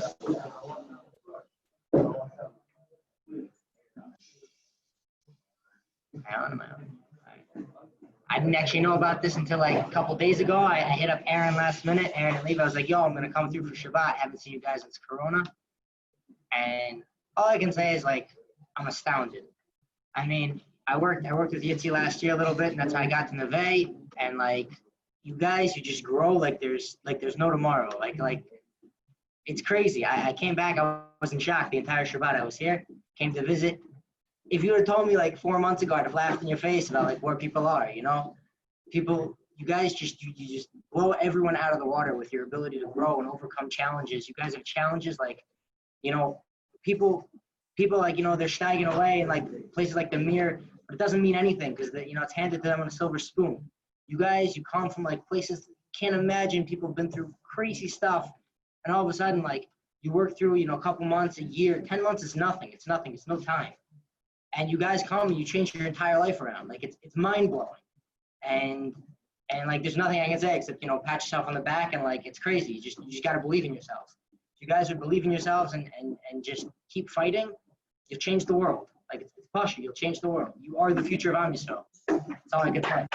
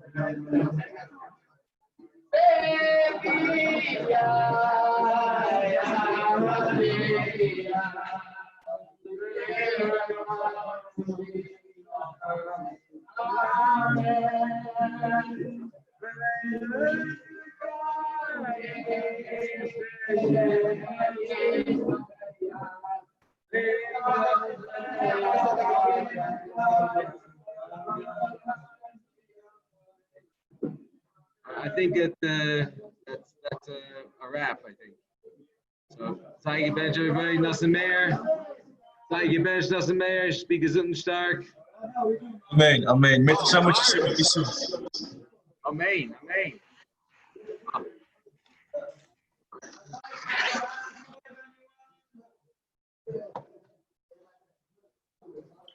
Rebbe, is that a wrap? Is that it? Where the boys are gone? There's about 4 or 5 guys still here. 7 guys. You want to say hello to anybody? I'll put Mr. Shane, how are by the way, Aaron, I sent the video to your dad. I know. I saw it on my family chat. I sent a message Oh, yeah? to your dad also. Awesome, legend. Bravo. All my brothers. Who else is on here? How do How we... you guys doing? Yo, is Rabbi Feldman on here? No. I wanted to get I a don't think special Feldman. Who's Snare Tarlo? Who's SB and Snare Tarlo? Rebbe, does Rebbe have maybe a shtickle gematria on today? Look!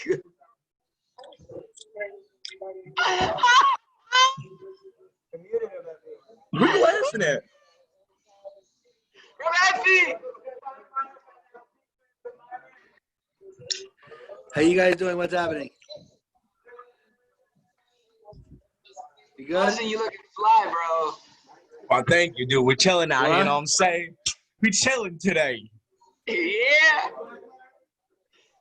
All right, I'm gonna go. I'm on my brother's graduation, and I really just want to start talking all the garbage, how this rabbi is spewing such fake garbage. I'm trying to control myself, but the taiva is real. It's the real stuff here. The real stuff here up in the bay. Yeah, I'm up on this garbage. Rabbi Goldman, hello. This is the most I've spoken to Rebbe since Corona. Mazel tov, mazel tov. Mazel tov. I have to send you. I have a video of the chas they'll send you. Givaldik, I'm looking forward. Rebbe, we should get on the phone sometime. Hey, let me just make sure I have your number, okay? 1 second. I think I do have it. Just in case. What's your cell? 718. 718. 414. 414. 7580. 758. I think I have it. Just think I'm going to try to call you. Wow, they would love to speak to Rebbe. I know. I was assuming so. We had to create the chasna that was by the yeshiva, so we had to make the, it wasn't a regular wedding, but we missed not having you here. How was the wedding though? It went well. Baruch Hashem, I'm going to send you the highlights so you can see it if it's Hashem, okay? Looking forward. What's your email address? Innerbodybuilding@gmail. Oh boy, that's Or Nathan Rocks 4 with an E. They're both complicated. Innerbodybuilding@gmail. Okay. Maybe you send me an email and I'll send you back, okay? So what's Rebbe's email? Let me write down Rebbe's email. It's MMY Goldman, right? Menachem Mendel Yael, MMY Goldman. Wait, I might have had Rebbe's MNN. MM, 2 M's, Y. Hold on. To MMY. Like Mary. Yeah, like my name is Menachem Mendel Yael. So Menachem Mendel Yael, right? Yeah. Goldman, GLDMAN @gmail. Chaim, okay, so I send Rebbe an email. Okay, so when I get home, I'll check it. I'll send you the highlights, okay? Okay, great. Chaim, fine, sure. Okay, so we'll be in touch. Sure. Okay, great. Bitz Hashem only nachas. Only nachas. Amen. Amen. Silchas by you. Amen. Soon. You're terrific as usual. What? Very special. You're terrific as usual. Spoke very well. Sure, thank you, Rebbe. Thank you. Mitz Hashem, we should be able to see Rebbe soon. I hope you'll be here. Amen. I hope so too. Go there. Yeah, it's not too fun anymore. Mitz Hashem. The Abish to take it. No, I'm not there.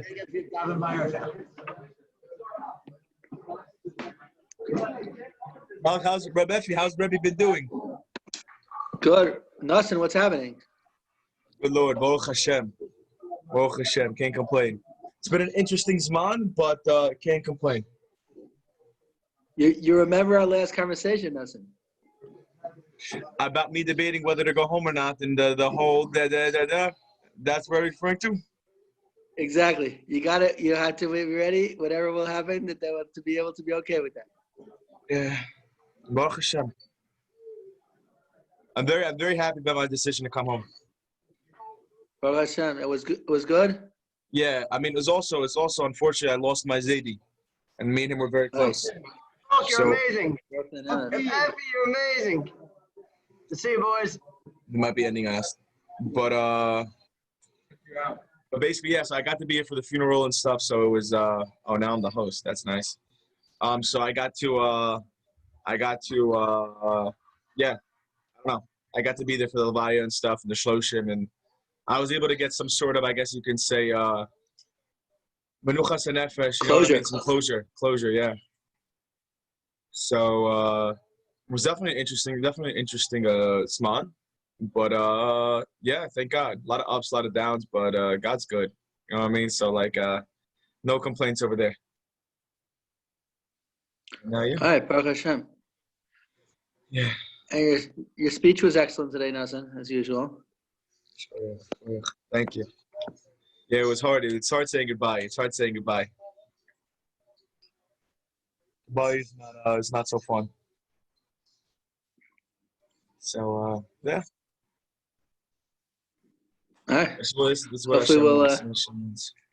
Hopefully we'll be able to see one of these days. But Amen. Hashem will be back soon. If they only let me back with a wife, I might just have to get one and then come back. All right, sounds good. Yeah. Nelson, do you get you got the WhatsApps to my share? No, I'm not sure why I'm not on it. I don't know why I'm not on it. You know what? Let me write down your WhatsApp number, and we'll send you a thing. Perfect.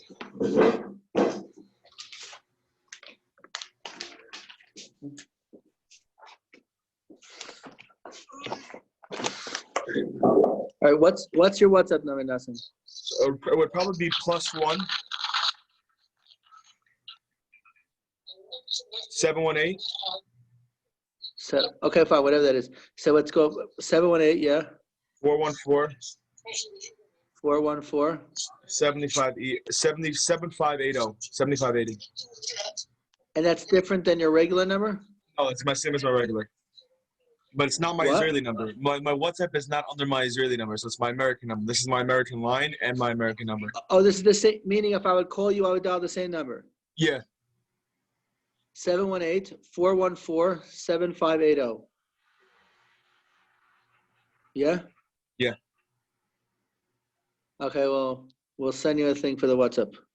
Fine. So we shall be in touch, Rebbe. Well, maybe also get on the phone one of these. Maybe we'll learn a little Torah.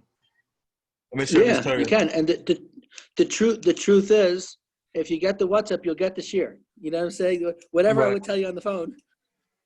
So yeah, I'm looking for it. I could always use some Torah. Yeah, and what guy and also there's also a Zoom share one. So there's a Zoom share also. Why have I missed this for 3 months while I've been at home? I don't know, because at one point Joe Apter, I don't know what he's doing now. At one point Joe Apter was sending it out somehow. Right. I'm not sure what's going on now, but maybe I have to be in touch with Joe Apter, because I thought he was just passing on that information to all the Neveh people. I don't know. I didn't get any of it. You know what? But we'll have to say on both our accounts, Baruch Hashem, we're talking now. Exactly. Because now that we're talking now, that's always the word in life, nothing. Wherever we are or now, what's the best move we could do for the next moment? No. Yeah. True.